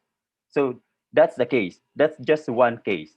Now, second, they emphasize more their management of the madaris privately. So when asked regarding the conflict resolution and management, they were more focused on how they privately manage the madaris. So this management includes the teaching of the curricula as pattern from where they obtained their college degree in Arabic and Islamic studies. So in the Philippines, we are secular. Um, I'm pursuing my master's in Islamic studies, and the expected like thesis I'm going to submit was actually in two partition. One half of it social science related, and half of it is focused on Islamic studies. It's kind of difficult, but we have to strive for that for our community now. And they express that they there's is also another important information that they shared pertaining to the delivering of like Friday khutbah. I actually appreciate Indonesia because they monitor the khutbah. When I visited Indonesia once, I was invited by the OIC to attend, and then I attended the Friday prayer. It was actually amazing. I was amazed. One is the education system. Second is the khutbah. They monitored. I mean, they regulate it. So meaning, I hope that everyone, I hope Philippines will do that. They regulate the message. They regulate that because it start there. Once for example, the Jama'ah will listen to your khutbah, you cannot control how are they going to use the khutbah, the knowledge or the lessons that they learn. Of course, it's not we don't have hold to that. We don't have any hold. We cannot hold them accountable to that. But of course, we cannot also hold accountable the ulama because they just do their part to deliver the khutbah. But it's good that the government of Indonesia regulate the message, regulate the form of khutbah to deliver to the Jama'ah in every mosque. Now, in education system also, I appreciate they have this, like, they acknowledge the informal school. Now, in the Philippines, we struggle. For example, I myself, even though my parents both are Muslim, but I have to secretly attend to the madrasa school because we don't have that, like, our government don't they acknowledge, but it's not like the Western school, you know. So that's the thing. So I finished my elementary school in a Christian school, and then high school also in Christian school. But on the other side, on Saturday, Sunday, I go to madrasa. Now that's part of it, that I think it's important to consider. Now, in summary, they do not resolve conflict if they are not invited, but rather they concentrate in delivering khutbah on the essence of peaceful, just, and progressive community. Because there are no, I agree with some point that you mentioned, brother, that we cannot choose, you know, the extreme one. As much as possible, we have to be like a maximum tolerance in delivering the message and propagating Islam. It can be inferred that the ulama's more prominent role is not so much on the conflict resolution, but rather the building of a culture of peace through education of children. And last one, ulama's roles in fostering social cohesion.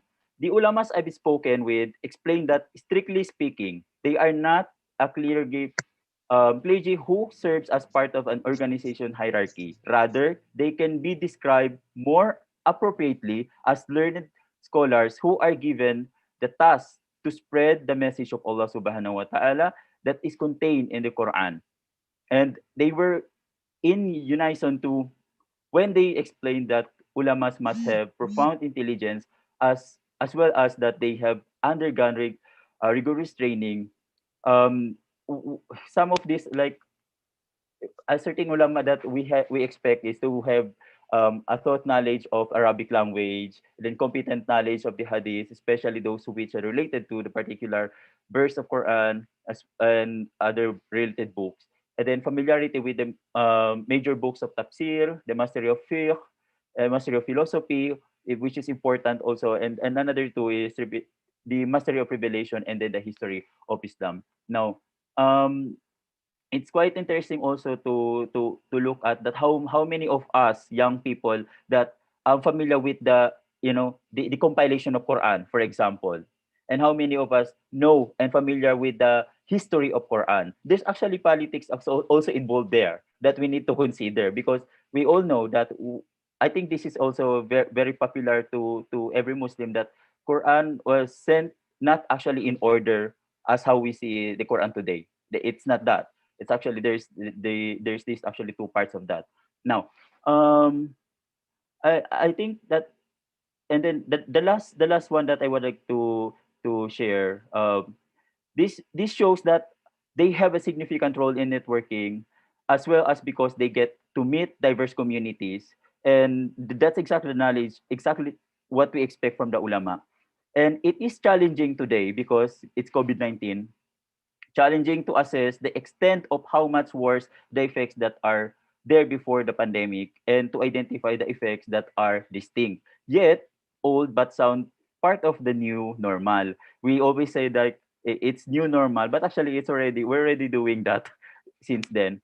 Now, for two obvious reasons, we are experiencing this issue. First is the COVID pandemic affected the 215 countries, including Indonesia, Philippines, Malaysia, and other Southeast Asia country. Then, of course, the second reason is this crisis is clearly a phenomenal health crisis, not a man-made crisis. So, and last paragraph that I want to send to you guys, like, peace efforts are relevant today, and it cannot stop because of the. It's not because of this is health issues, because health issues also is part of the peace struggle. And there remain disagreements that manifest as armed conflict or any kind of armed conflict, so long as there are children and youth, boys and girls, men and women, like like what we see in TV now, to come after our generation, peace initiatives are relevant and is significant. And we have to remember that the narratives matter and historical injustices are part of it. So maybe today it is not relevant to you directly, but as years pass, whatever we have planted today will be harvested by the generation to come. So today, you as a student, volunteer, entrepreneur, maybe in position of making or contributing to policies in the future, the policy or law you design or implement today may not be relevant tomorrow and may not be relevant tomorrow, and when it is not relevant to the majority or minority, especially to the marginalized, then it will create problems and effects to the society. So, wabillahi taufiq wa hidayah. Wassalamualaikum warahmatullahi ta'ala wabarakatuh. Waalaikumsalam warahmatullahi wabarakatuh. wabarakatuh. Thank you for the amazing speech by Mr. Maudi Madil from Philippines, and also we are going to the next speech that will be presented by Ahad Shah, the graduate student at the University of Pennsylvania, and in major social justice advocate. For Mr. Ahad Shah, the time is yours. Assalamualaikum warahmatullahi wabarakatuh. Thank you so much to OIC Youth and all of the host organizers for inviting me to speak, especially Astrid and Tantan Tofik, who I've known for so many years, and I know they work really hard. I'm not sure if they sleep or not, but mashallah. I have a little PowerPoint. Do you mind if I put that up here? Let's see if I can pull it out.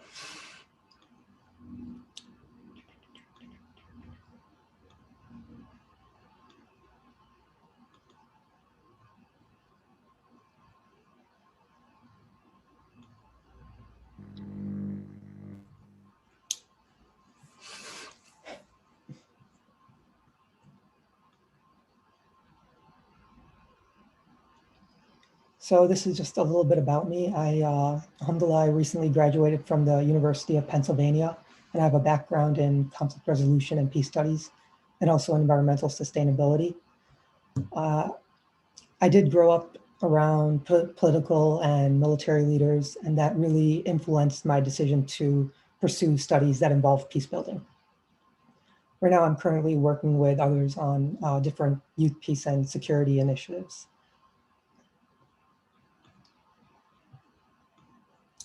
So this is just an overview of what I wanted to talk about.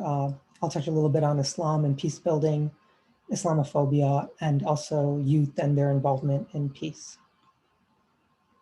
So I was talking to my mother this morning, and this is actually something she said.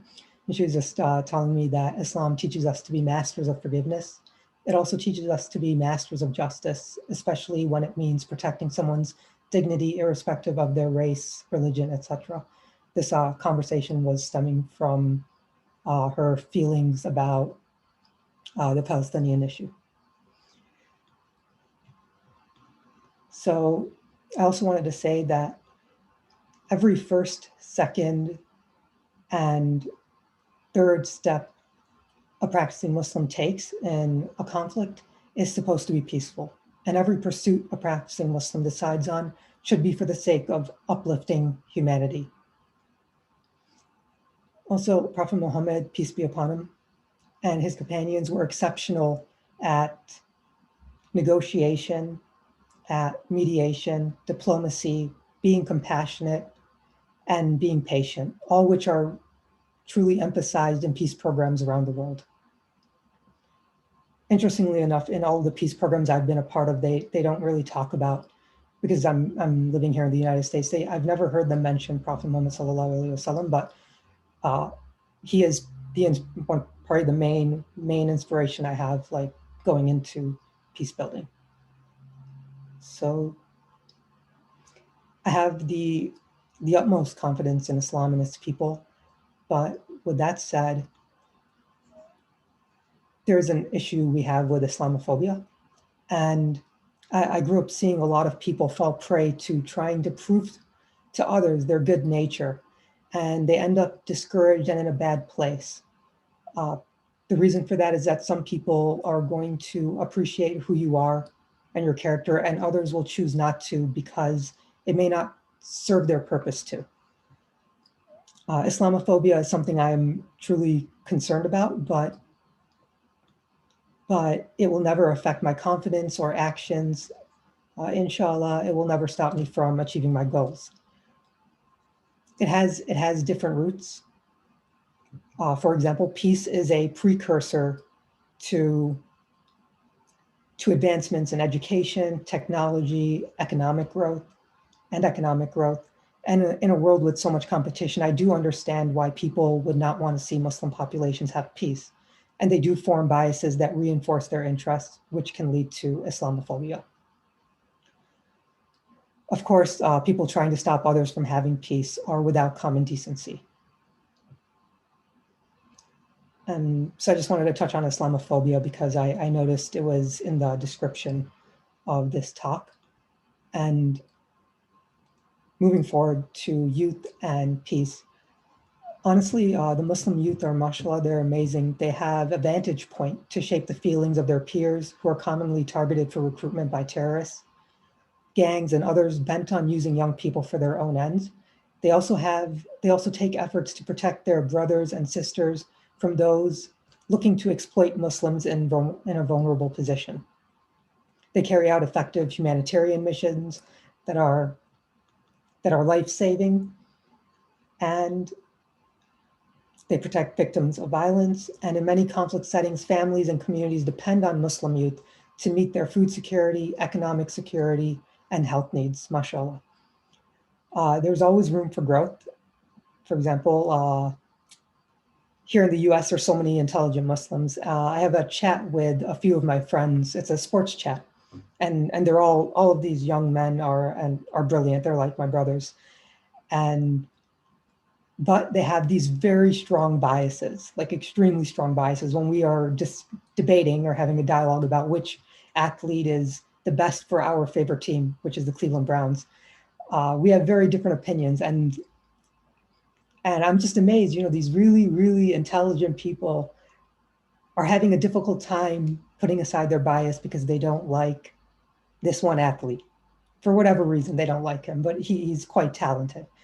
Anyways, I think we can all benefit extensively from honing our character, temperament, language skills, conflict resolution skills, and resilience, learning how to evaluate different perspectives and learning how to put aside bias. I think that would be, it's a good stepping stone to developing peace-building skills and moving forward, especially for young leaders and people who want to be involved in diplomacy. So let's see what else. Oh, this was that slide.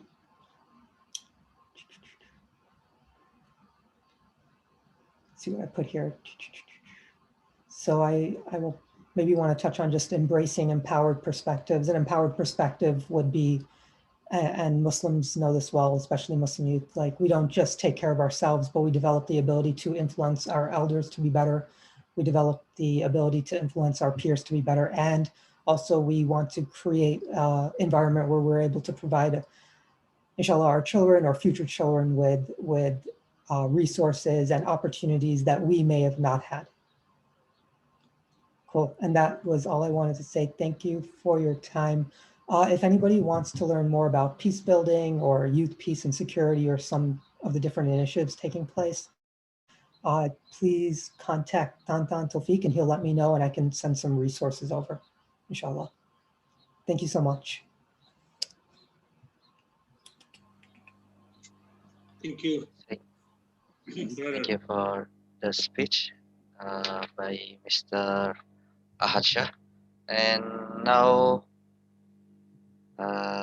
we are welcoming Miss Busro Amiwala as the youngest elected U.S. official. Is she here? Is Miss Busra here? Okay, yes. Hi. So maybe we are going to the next panel that will be delivered by Miss Busra Amiwala. The time is yours. Thank you. Awesome. Thank you so much. I don't have slides or anything like that, but am happy to chat a bit about my story, my background, and some of my personal experiences. So my name is Bushra Amiwala. I currently serve on the Board of Education for Skokie School District 73 and a half, and I'm so honored and humbled to be sharing my story with you all today in light of the holy month of Ramadan, of getting together, of talking about our journeys and our stories. And I too found myself making history as I went down in the Chicago History Museum as the youngest Muslim elected official in the United States. However, before I delve into that journey, my story is incomplete without sharing my dad's story first. My father came to the United States from Karachi, Pakistan in the 80s at the age of 18 with $20 in his pockets and an abundance of dreams. He worked extremely hard to make ends meet and worked every job from bussing tables to flipping burgers to delivering pizzas to driving a taxi to later owning his own clothing store on the west side of Chicago called Chicago Style. My dad grew up in an extremely under-resourced neighborhood and faced struggles of poverty, hunger, lack of access to adequate education. And these issues became a guiding principle for me and influenced the core tenets that I place and hold value to today. With my father's journey and struggle in mind, at the age of 13, I found myself volunteering for 5 different nonprofit organizations the 5 days of the week. However, as I grew older, I realized that nonprofit work was only part of the solution. And I realized that the best way to make long-term practical change is through public policy. And this theme came up with every organization that I worked with and cared about. So I am extremely passionate about the issue of hunger. I saw the way hunger impacted my peers in school and heard stories from my dad back from when he lived in Pakistan. And I began working with the Just Harvest, an organization whose mission is to deliver a hot plate of food to every single person who walks in through the door, regardless of who they are. And I had many conversations while volunteering here. For example, everyone wanted to hear about my hijab and why I began wearing it, and why I had to wear a hairnet on top of my hijab as well. It was just the policy. And many patrons noted how I was the first Muslim person they ever met, and how meeting me was able to diminish predisposed beliefs they had for people like me. And that stuck with me. And after spending almost 2 years with the Just Harvest and noticing the same people I served food to every day, I asked one of the organizers that this is such a temporary solution to the issue of hunger. How can we make sure that the 300 people we serve today don't need us? We can't just keep helping them day after day, but we must tackle the long-term problem at its source. The organizer smiled, gave me an address, and the following week I began working with Northside Power, an organization that tackles the political side of hunger, where we went door to door, did legislative canvassing, and told residents to vote for a referendum on the bottom of the ballot to help increase funding they'd receive in monthly food stamp benefits. Now, this sort of epiphany is one that became relevant with every organization I worked with. When I worked with Starfish Learning, I remember being bothered by the idea of an after-school program and how tutoring a selective few students in their classes was not going to solve the issue of education inequality. But there has to be an overarching solution that impacted all students. The teacher I worked with laughed and said, "Well, you should go into politics to do something like that then." And there was this mutual consensus that politicians are corrupt, dishonest, untrustworthy, and for some reason, everyone would say these things about politicians, but also be okay with this and accept this notion as it is what it is. So you see, I never directly worked on a campaign or followed my state representative around or could tell you the difference between what a trustee or what a mayor does. And it wasn't until I took an AP Government and Politics class my senior year of high school, where I decided to work for my US Senator at the time. And someone on that campaign saw leadership ability and potential in me that I definitely did not see in myself at the time. And they asked me to run for public office. I was 19, a freshman in college, had a plethora of reasons to not do something like this, but a small voice in my head said, well, why not? It is very hard to imagine yourself in a space where there isn't someone who already looks like you represented. And ignorance is bliss, because I had no idea what I was getting myself into and ended up running against a 16-year seasoned Democratic incumbent who was quite the seasoned politician. And my campaign for the Cook County Board of Commissioners, I was able to mobilize hundreds of volunteers, electrified thousands of first-time voters, and my campaign made historical voter turnout. And I even made national headlines and graced the cover of Time magazine in 2018. But alas, I still lost. And it's quite challenging to focus on all this excitement and the positives in a situation like this. But a week after my election, I got breakfast with the person I ran against, and he encouraged me to run for office again. But this time, I ran for the Board of Education in my hometown. And in a crowded race of 7 people in April 2019, I got elected. And I would not be here where I am today if it wasn't for the support of other women in my life. And my mentors have played a pivotal role in that journey. So my ask to all of you today is, what are you waiting to do? What is one thing you want to do? And please don't wait for the right time, because that time does not exist. We make the right time for ourselves. I ran for public office despite my insecurities and limiting beliefs. And just remember that doing things in spite of your insecurities makes that all the more impressive. So be a change agent in your community, rally for issues you care about, and you too should run for public office. Thank you. And I'm also happy to take questions as well.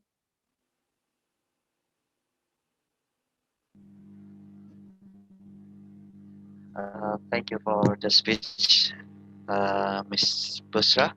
And we are going to the next agenda, that is question and answer. So the question and answer will be divided by 2 sessions.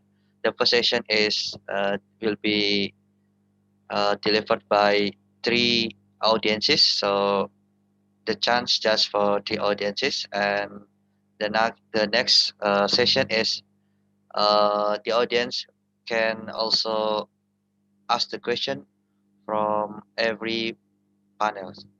So for the first session is the question and answer for 3 audiences, from 3 audiences. So anyone wants to ask the question for the panelists?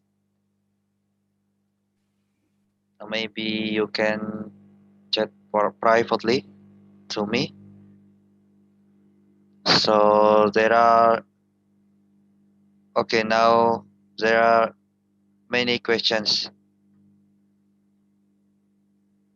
I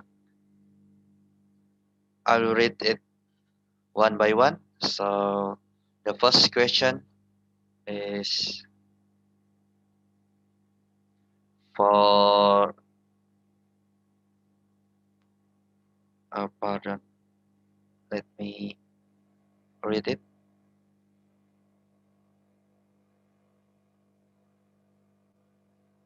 Okay, the first question belong to Miss Vina Nabila. So how mass media become a rule for countering the negative portrayal of Islam by some other mass media? So maybe we answer our first question by to Miss Nabila. Vina Nabila, the time is yours. So I will repeat the question.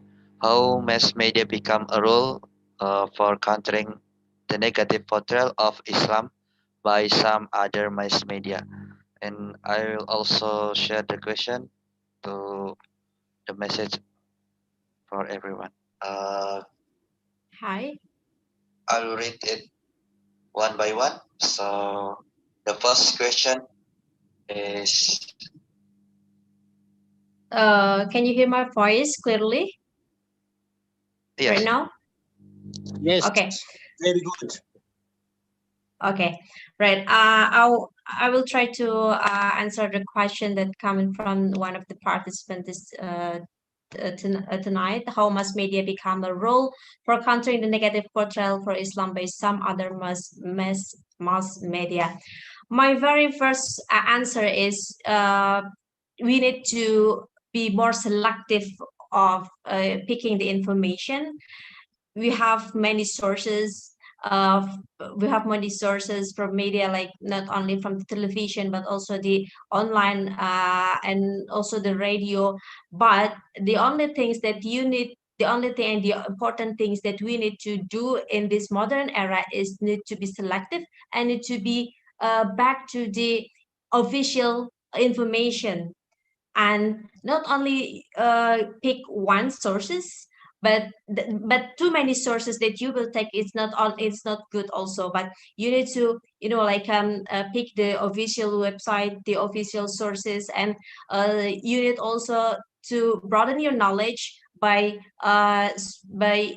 discussing with the expert, the scholars, that someone that you will give the information, give the motivation about something that you are really believe about it. And yes, technology and then also media is sometimes really make us exhausted. But back into the first answer is you need to be selective or information that you need to pick up. That's my short answer for the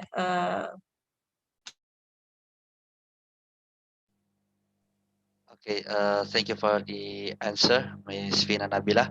So we have two people who raised their hands. So I'll give the chance for Mr. Hassan Al Amri. So the next will be given to Mr. Diaz. So the first chance belong to Mr. Hassan Al Mari. Yes, you can ask directly. Assalamualaikum warahmatullahi wabarakatuh. Waalaikumsalam warahmatullahi wabarakatuh. I would like to ask Mr. Usama Abdurrahman. Mr. Usama Abdurrahman talk about gulu or extremism. If I put into the conflict between Palestine and Israel, in the history, as we know that Israel is occupied Palestine. So did we talk about extremism in the conflict between Israel and Palestine, because of Palestine divided by Fatah as a moderate and Hamas is extremism? Thank you.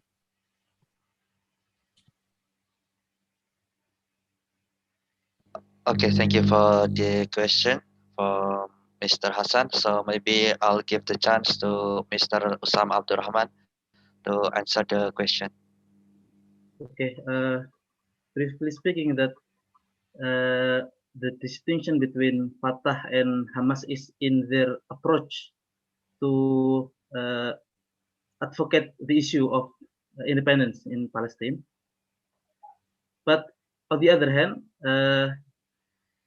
saying that Hamas is extremism is the framing that produced by Western scholars. So I guess we have not to fall into that trap. So maybe between these two parts, they have a different perspective regarding this issue. But if we see in the much wider perspective, maybe we can appreciate both of the struggle, because I guess if they do that in sincerity, it will be it will be counted as ijtihad. So between these two parts, maybe there is some level of success they have, but behind this success also there is something that is I don't know, we can say, maybe we can say that it is wrong for Fatah to do some diplomacy toward their colonial, but maybe that's kind of ijtihad, so we have to maybe, according to me, appreciate both struggle. But I don't know, maybe the others have the different opinion. Because we have, if we see to the history of Indonesia, we have also this part, the part who do the diplomacy, Muhammad Hatta go to the Netherlands to do the agreement with the Dutch colonial, but on the other hand, we have General Sudirman and other military group who struggle in the field of military. So I guess we can appreciate both of part. I guess.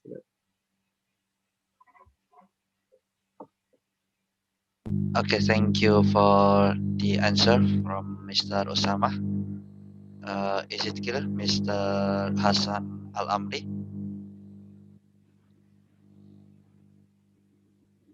So maybe we are going to the next chance of question that from someone who Yes. raised his hand, Mr. Diaz. Okay, the time Okay. is yours. Thank you, moderator. First of all, I would like to say thank you very much for all all the expert, all the panelists, and also the keynote speaker for providing such an excellent insight to give us more insight how we can promote Islam as peace, Islam as a religion of peace that should be delivered for humanity around earth, which is such a great lesson to us all. So my question is actually for Mr. Madil, because it is such an interesting presentation that you bring about, like there is a competition exists between ulama that we cannot deny, that whenever like different education, whenever like different study, so the competition exists. But I think that's another factor that we need to discuss between those ulama. It is also the followers itself, because I'm regret to say this, it just such a, maybe I'm more gonna ask what is your opinion on this matter, like the mentality of for all those followers, such as my ustad are better than your ustad, it still exists between, like, for example, that, oh, your ustad is a different opinion than my ustad, but my ustad is better. So my question is that how we can discourage this kind of behavior, that even though that our ustad is different method, our ustad is different, but we still have the same religion, right? Such as Islam, we want to promote Islam as religion of peace. So what is your opinion on that matters, the mentality of the followers, my ustad are better than your ustad? So how is your saying on this now, Mr. Madil? Thank you very much.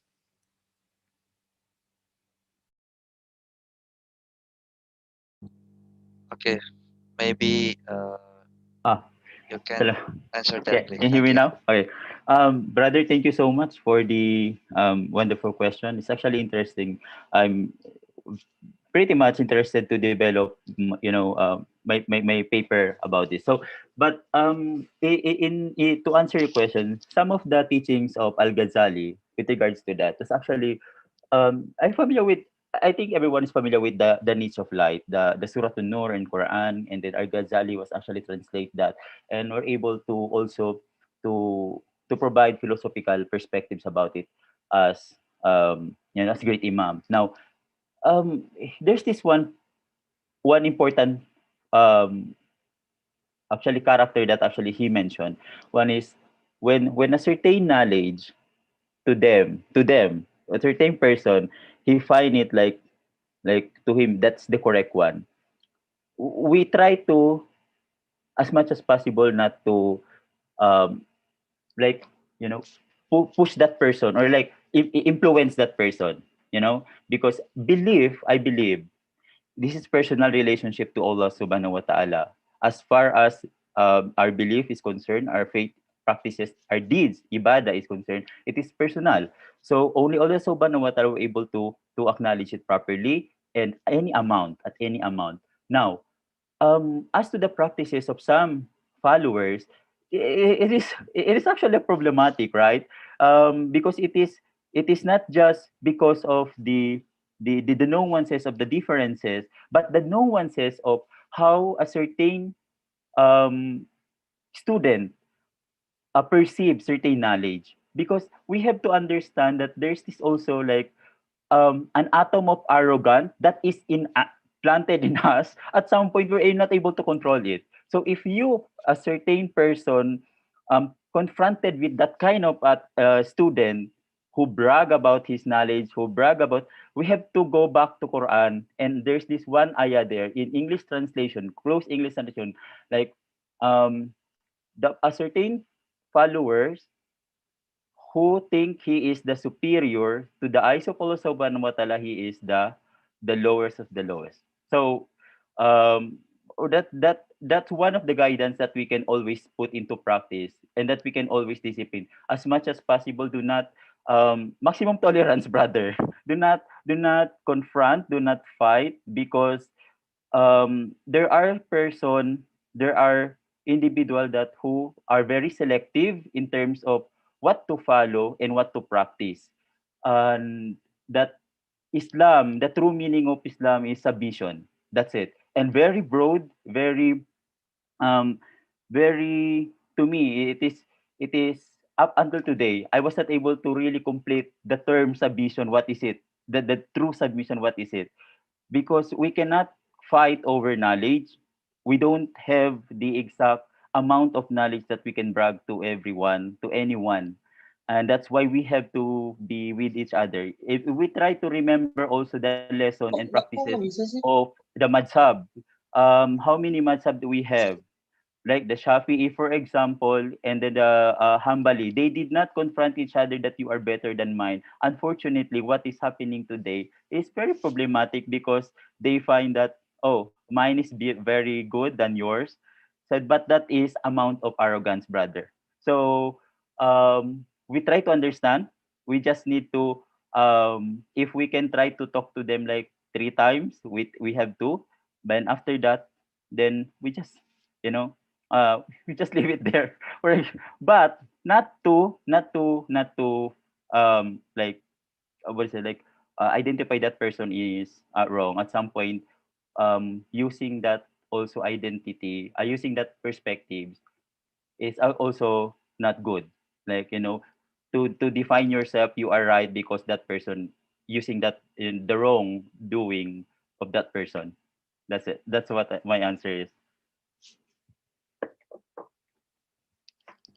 Thank you, Brother Madil.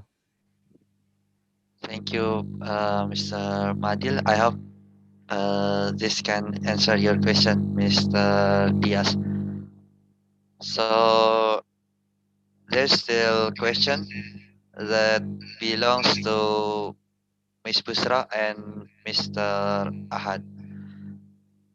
And there are two questions. I'll read one by one. The first question is, Islamophobia is increasing in high number in various European and American countries. Does, does it happen because of miscommunication or misunderstanding, or because there is hatred that grows in adherents of other religions? This is the first question. So the second question, how can young Muslim be an active role to counter the rise of Islamophobia group in American perspective? So maybe I'll give the chance to Miss Bushra firstly to answer the question, and will be followed by Mr. Ahad. Great. Sounds good. Thank you. Those are two very thought, and I think they're important gateways for different conversations and discourse as well. I think the short answer is no. Islamophobia is exactly what it is, and we should call it what it is. It is the fear of Muslims, the fear the irrational fear of Muslims. It is not just miscommunication or anything of that sort. I think there are certain instances by which microaggressions can be pertinent, which perhaps might be miscommunication, but I think regardless, it showcases underlying beliefs that people have. For Muslims, for people of those respective backgrounds and things of that sort. But at the end of the day, Islamophobia, we have to call it exactly what it is. And I think we shouldn't tiptoe around that point or in hopes to sort of not make someone uncomfortable or make them feel bad about their beliefs or values. But at the end of the day, if someone showcases irrational fear of Muslims or the religion of Islam, then I think we should call it exactly what it is. So I don't think it's just miscommunication. I think every single time I have been the victim of Islamophobia, it has been very blatant and it has been very intentional as well. So I don't think it's been just miscommunication, but that's how I would answer and handle that first question. But it's a very interesting question to ask nonetheless, because the question poses a thought to who are we sort of trying to protect when we blur the lines between whether something is Islamophobia or not. And as someone who's on the opposite side of it, right, the receiving end of Islamophobia, we definitely should not tiptoe around the point, and we should be very direct and adamant about what we call it. Should I let Mr. Ahad answer this question as well before we jump to the next one, or you all advise how you want it to go? Well, that was a pretty good response. It's hard to add to that. I think if I could add something, it would be there's a type of Islamophobia that I'm a little bit more concerned about, especially when it comes to my younger brothers and sisters here in the U.S. and also in other places. There are a lot of individuals who don't show their Islamophobia right away. They're looking to, I guess, get some financial gain out of supporting Muslims in their plight for a time. And let's see if I can give you a specific example. There's a military general in Pakistan who is helping me out with accessing certain areas so I can like evaluate human rights issues and whatnot. And when I presented it to someone here in peace building, they're very influential in peace building, they were very upset about that. And they wanted me to give that opportunity to a non-Muslim, someone else. And I have kind of tracked that person for about 10 years. And I've seen a lot of, they're not a white supremacist, but they have those types of tendencies. And there is a concerted effort on their part to not have Muslims at the forefront of peace building. So I think it's just an interesting form of Islamophobia that appears now and then. So that, I don't know if that adds anything, but I hope there's some like takeaway. Yeah, that's super fascinating and interesting to hear. And I think that did add a lot to the conversation. So thanks for calling that out. The second question was, how can young Muslims be an active role to counter the rise of Islamophobia group in American perspective? So I always say that as Muslims, we have to be the change we want to see in the world. And I think it's really unfortunate that the burden falls on our shoulders to sort of serve as the counter example for folks. But at the end of the day, if people have not ever met a Muslim person before, and we are the first Muslims that they may engage or interact with, and with social media, the lines are being blurred, everything's being a lot more interconnected, then I think that compassion should be at the forefront of that conversation and of that discussion. And with that being said, just like to shed a bit more light and perspective on that, as I sort of mentioned in my earlier remarks and comments, every sort of realm and opportunity that I walked into as a Muslim woman who wears a hijab, being reduced to my identity means people's inability to see beyond my religious beliefs. But I used to be bothered by that. I would not like that the conversation would always go in that direction, but now I embrace that, and I see sort of the change and the difference I can make in people's perspectives and the preconceived notions that they may hold for Muslim women in particular. And a small story that I'll share that ties into both questions is that I was the national debate champion at Harvard University. Like when I was in high school, I was an avid debater. And I remember I was receiving my championship trophy, and the judge said, "You are so articulate for a Muslim woman," which at first I thought was such a compliment. I was like, wow, like that is so nice. Like he said, I'm articulate. Thank you so much. But turns out he's shedding light to his, again, preconceived notions that he believes that Muslim women aren't articulate. and that I'm suddenly so articulate for a Muslim woman. Like, I just feel like those microaggressions and those types of comments, I didn't say anything back to that person. Again, like, they were in such a high position of power. I was like 16, 17 years old in high school. But I think like we should not fear overstepping as Muslims who face this type of treatment and this belief and these sentiments. I think we should speak out when it's right and take these learning opportunities to, again, educate when possible. But again, it's really hard because there's a fine line between doing that and also protecting our energy and understanding that the burden falls on our shoulders and it does not have to. And it shouldn't be our responsibilities to do that either. So I feel like I can see it going both ways and both sides of it, but I think compassion and serving as the counterexample are the most effective ways to counteract Islamophobia at least a micro scale in our own spheres of influence and social circles. So thank you.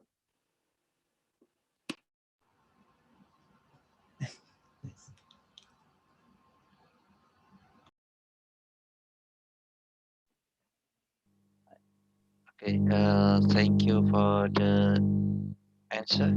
So maybe Mr. Ahad, do you wanna answer the second question? Yeah, sure. Just to add to what Bushra was saying, I think it's really important for Muslims, just by nature of being Muslim, also in our teachings, to be understanding and as patient and compassionate as possible towards the opinions of other people, even when they might be a little bit divisive or not ideal.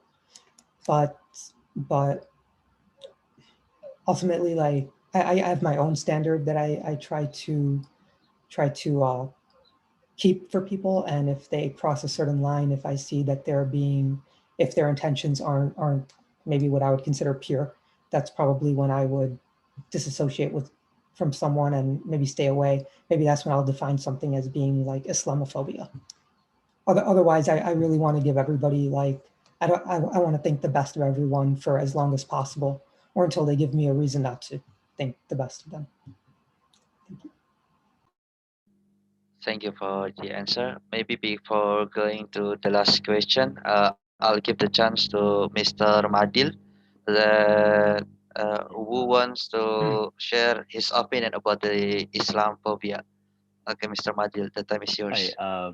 Okay. So one thing that we need to consider is that Islamophobia operates in a constructing static Muslim identity, so which is attributed in negative terms in some, like, areas. For example, we have to consider that in the Philippines, for example, and in Southeast Asia, Philippines and Indonesia and Malaysia shared common experience. Like, if there is an attack happening in Syria, for example, and another Arab country which is dominant Muslim, it affect the identity of the South.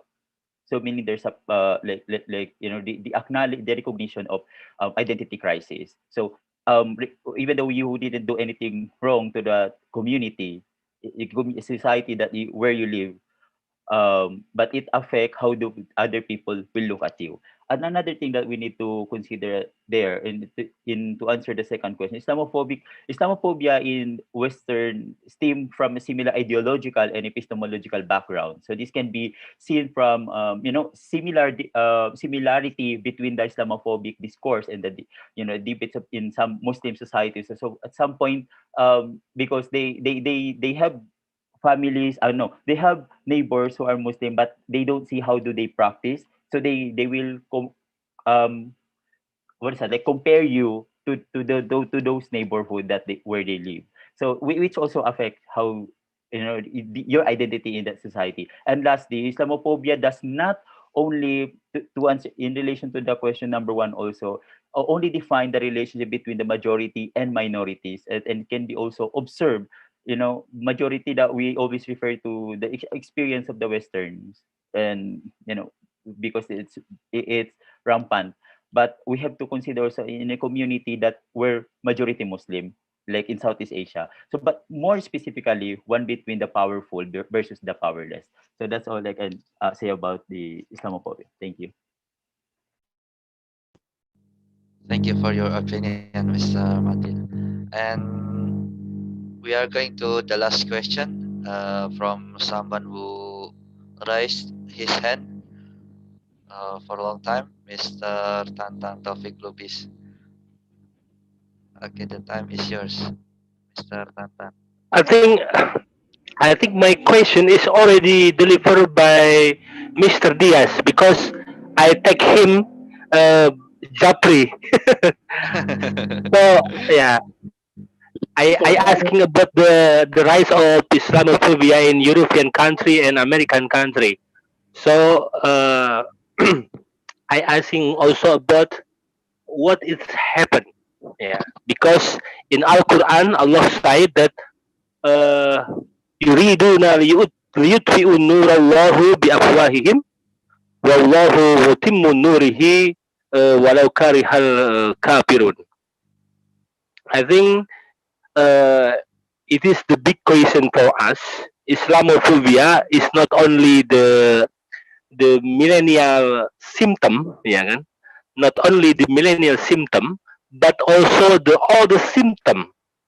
It happens since Rasulullah become a prophet. Rasulullah become Nabi. So I will asking to all the speaker, uh, what's how we patching it and anticipating it in millennial way under guidance of bil hikmah wal mau'idatul hasanah, because we have no concept, the ideal concept how to patching it. American is still increasing very high, European also like that, and in Indonesia Islamophobia is growing very high also. It is a big problem for us, for Ustad Usama, for Ustad Aldi, for Ustad Hafina, and for all of us. I think I need the simple answer for all the speaker. Thank you so much. Assalamualaikum. Thank you for the question, Mr. Tantan. Maybe this question belongs to every panelist. And maybe for the answer will be continued by the closing statement from every panelist. Can I Is it okay? add one more questions? Oh yes, yes, Mr. Syariah. Yeah. To complete Mr.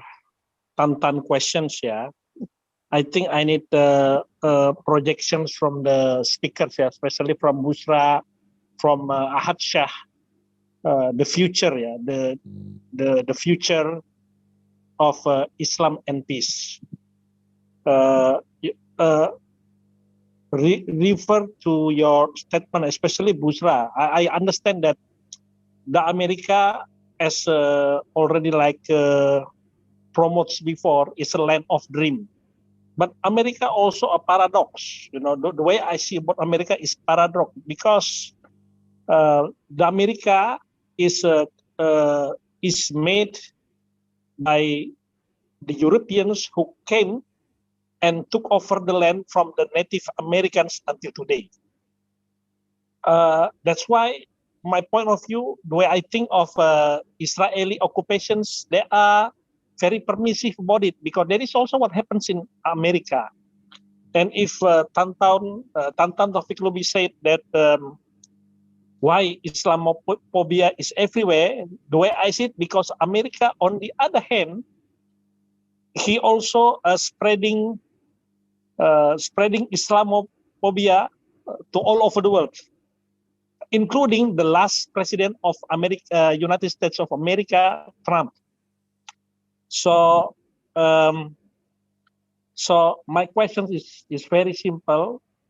Of course, there is opportunity on this matter. So, if you take a look what happening to you, and the democracy in America, what is your projections? Yeah, Hadsha, Busra, that Islam can be accepted as a peace, and also influence the America to stop double standard.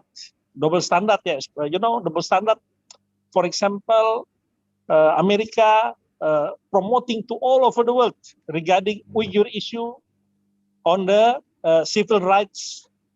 But on the other hand, escalations in the Al-Quds, they just keep quiet. They said, "Oh, you must you must stand back." Yeah, just like that. So that is my. So how long? If you project when America will be stop this double standard and also can accept Islam as a peace religion as is and not a threat to the world. Thank you. That is my question. Okay, thank you for the great question. So maybe every finalist will be given time to answer the Can I question answer from Miss. it first? Because I have only 10 Oh minutes yes. to start. Oh yes. Yes, Mr. Usama. So you can answer first for the question from Mr. Tantan and also can be followed by closing statement. Okay. First of all, I want to respond the last statement from Mr. Tantan said that in latest days we have in Indonesia rise number of Islamophobia. So I want to complete the definition of Islamophobia according to Journal of Islamophobia Studies from Berkeley. There are three school of thought in Islamophobia. The first is Rani Metras, defining the static definition of Islam that is mentioned by Madil. The second is that has been stated by Busra, irrational fear of Islam. And the latest, and I guess the most complete, coming from SETA, from Turkey, Dr. Enes Bayraklı and Farid Hafez. He said that Islamophobia is anti-Muslim racism. By this definition, he said that Islamophobia can also operated in Muslim majority countries, including Indonesia. By how it is operates by defining the scapegoat inside the Muslim society. So one part is labeled by some static definition, and this considered as something outside our conception of we. So this the like the act of authorization. So I guess we can define by ourselves how it operates in Indonesia with parts and who does this. I don't want to explain it much more explicit because it that's the first. The second, how we can, what we should do as a millennial, for example, in Indonesia, I guess we can follow what have been done by our ancestors. What is Wali Songo has done, preaching Islam by the much more wise Rahmatan lil Alamin, we said. And on the other hand, Muhammadiyah said that we have to do modernization of Islamic understanding, and by following this path, I guess it is the especially in Indonesia, the most appropriate way to make sure that this kind of radicalism, Islamophobia, etc., can be overcome by us. Thank you. And maybe that's for me. And it is approaching Maghrib here, and I maybe allow me to end this answer. Thank you. Assalamualaikum warahmatullahi wabarakatuh. Waalaikumsalam warahmatullahi wabarakatuh. Thank you for the answer, Mr. Usama. Hayarul iftalar dilerim. Happy breakfasting, and so I'll give the chance to Miss Vina Nabila to answer the question and also stating a closing statement. Thank you. Well, thank you very much, Mas Aldi, and then also the question from Mas Tantan. I would like to give a very short and short answer about the question. As a journalist, as a young journalist, I already committed with my colleague in my office. We often have a very small a very open-minded discussion with the multi-faith group in my circle, and I think that is very beneficial and that is very good for me and also for my circle. And then that is one of the great way for me, and then also for my friends from another religions, to sharing each other our what is our understanding about our religions. And when it comes to like start the discussion by open-minded, and then also we have our knowledge of our religion that will back to the essential of our religion, that peace. That is, I always get from the discussion that we always have, uh, like once in a week, or sometimes twice in a month. And that is something that we build and we commit every month, that we have with my college. And the closing statement that I would like to deliver is, uh, I really like the statement that as a young people, we have very big responsibility to keep the fundamental meaning of peace, and then keep our mind open, and then broaden our knowledge by reading, and also by discuss with the expert, and not to judge too fast, not to get taught too many informations. And yes, that is the fundamental things that we need to protect, need to have in this day. Thank you very much. Eid Mubarak, and then also thank you for all uh, participants and panel speakers and the committee. This is one of my great opportunity being part of this forum. Thank you and good night. All right. Can I go, brother? Yes, thank you. Yes, please, Mr. Madil. All right.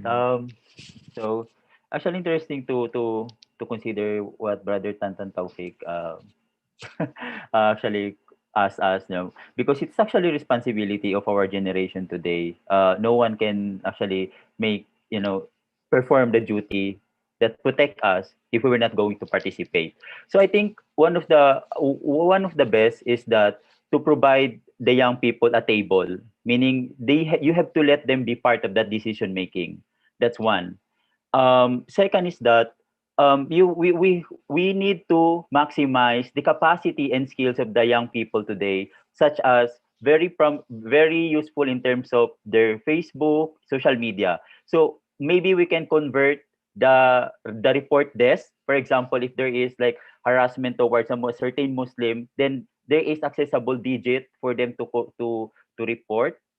There is certain like office for them to report a certain harassment. One, second, a certain discrimination that they experience. So meaning there is an involvement of policymakers also that we need to consider. We need to lobby such activity. We need to lobby such advocacy and campaign to the policymakers and institutionalize that. Meaning we need to allocate also another position that accommodate young people voice and concerns. That's for the millennials. In a way, how are we going to accommodate? But of course, we have to come up with a certain program that is participative and very because sometimes talking about harassment, Islamophobia, rape case, it's actually very heavy topic, right? So maybe we can come up how to make it light a little bit, how to educate them, how to involve them in terms of like coming up with a manual how to protect them and how to design a platform that will strengthen, and then for them to support also the campaign of the government and advocacy of us, like for example your office, Brother Tata. Now with the last question, which one, what is specifically the last question that actually throw? It's about like the Islamophobia, right, rising. That's right. or ILD? Yes. For the question from Mr.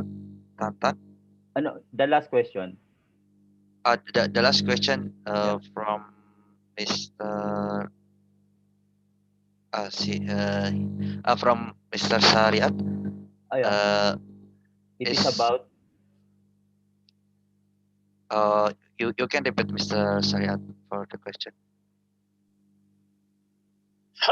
When according to you, your projection, when America will end it this double standard, double standard, and accept Islam as a religion of peace. That's actually good.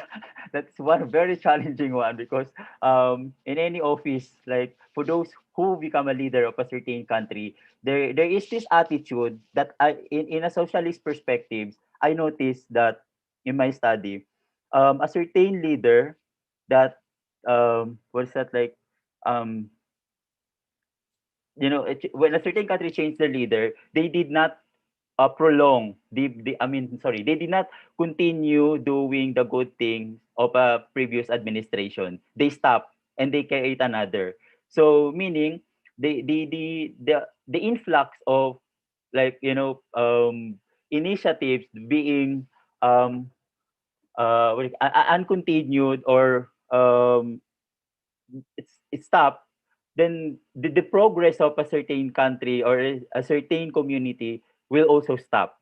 So the campaign, for example, to stop the double standard, in the enforcement of the law that is double standard will also change.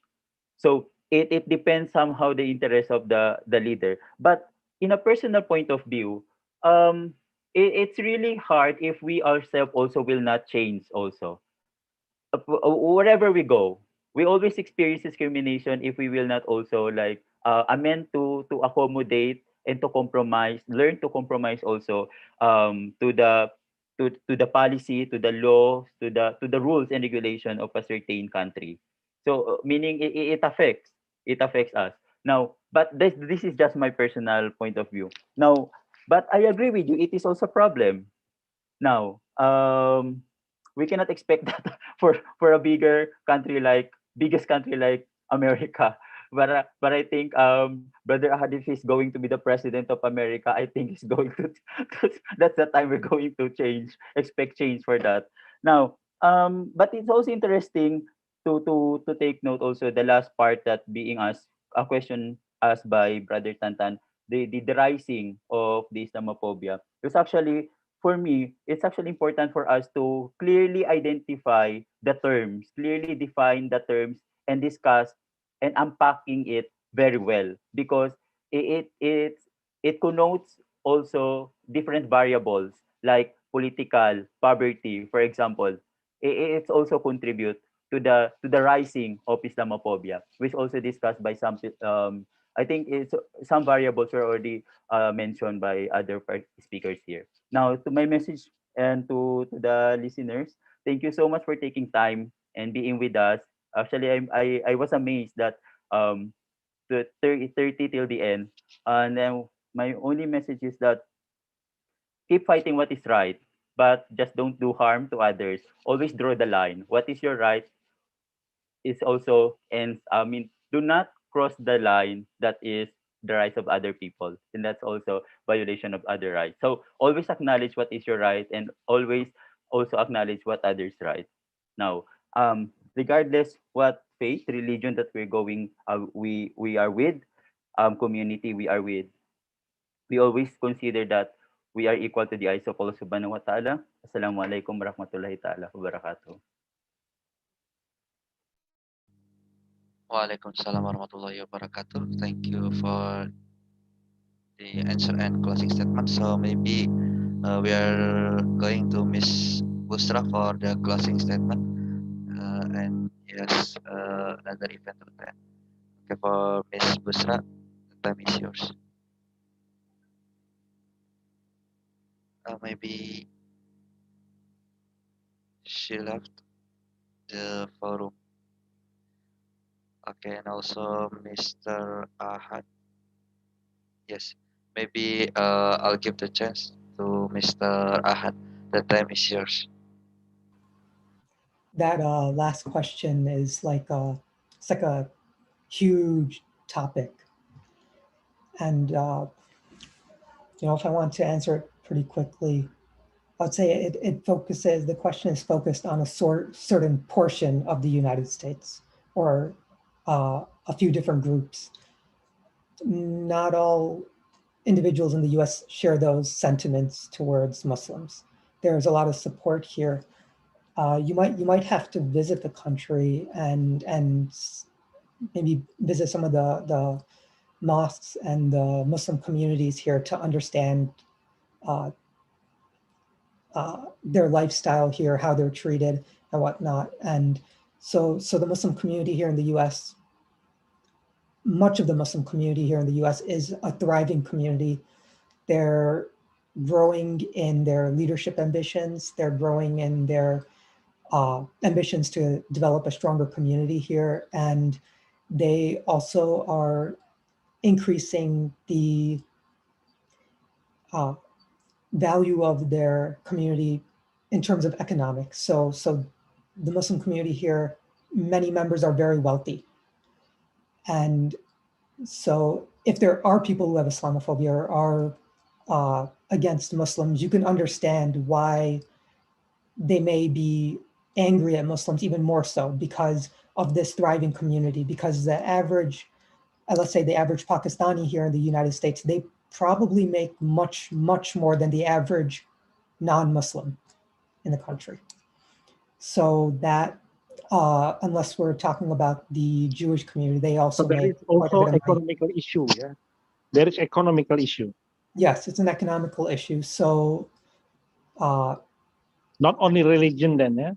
I think the religion, I think a lot of the leaders, like conservative leaders who are very, who say they have negative views of Muslims, I believe they know Islam is a peaceful religion. I know I believe I feel it's not in their interest to say that to people. It's in their interest to say the opposite because it helps them keep their political position. The population that they're speaking to in certain parts of the US, it resonates with them when they say bad things about Muslims, but I think they know it's not true. So I do expect, I don't want to say Islamophobia is going to keep increasing. I don't know that. I will say I do believe there are going to be times where conflicts against Muslims do intensify at times because the dynamics in the US are changing, where you have this younger generation that has views that are just so different than their elders, especially when in terms of like conflicts, which countries the US supports, and they have different views on Muslims altogether. So I feel because of that, if I know that, that means different adversaries of Muslim nations know that, I would assume they would intensify their whatever actions against Muslims that they may be doing. Just knowing that they may one day not be able to get the support of the US or as much support, or they may experience more backlash in the future. So I don't know, I hope that made sense. If not, we can also talk like afterwards and have a discussion about this. So cool, thank you. Okay, thank you, Mr. Ahad. And finally, we have done our webinar for 3 hours more, and it's going to be iftar time in Turkey, and also it's very night in Indonesia. So hopefully we can join in other event and other opportunity, and we can share each other. So let's close our agenda today by reciting Alhamdulillah and Kafaratul Majlis.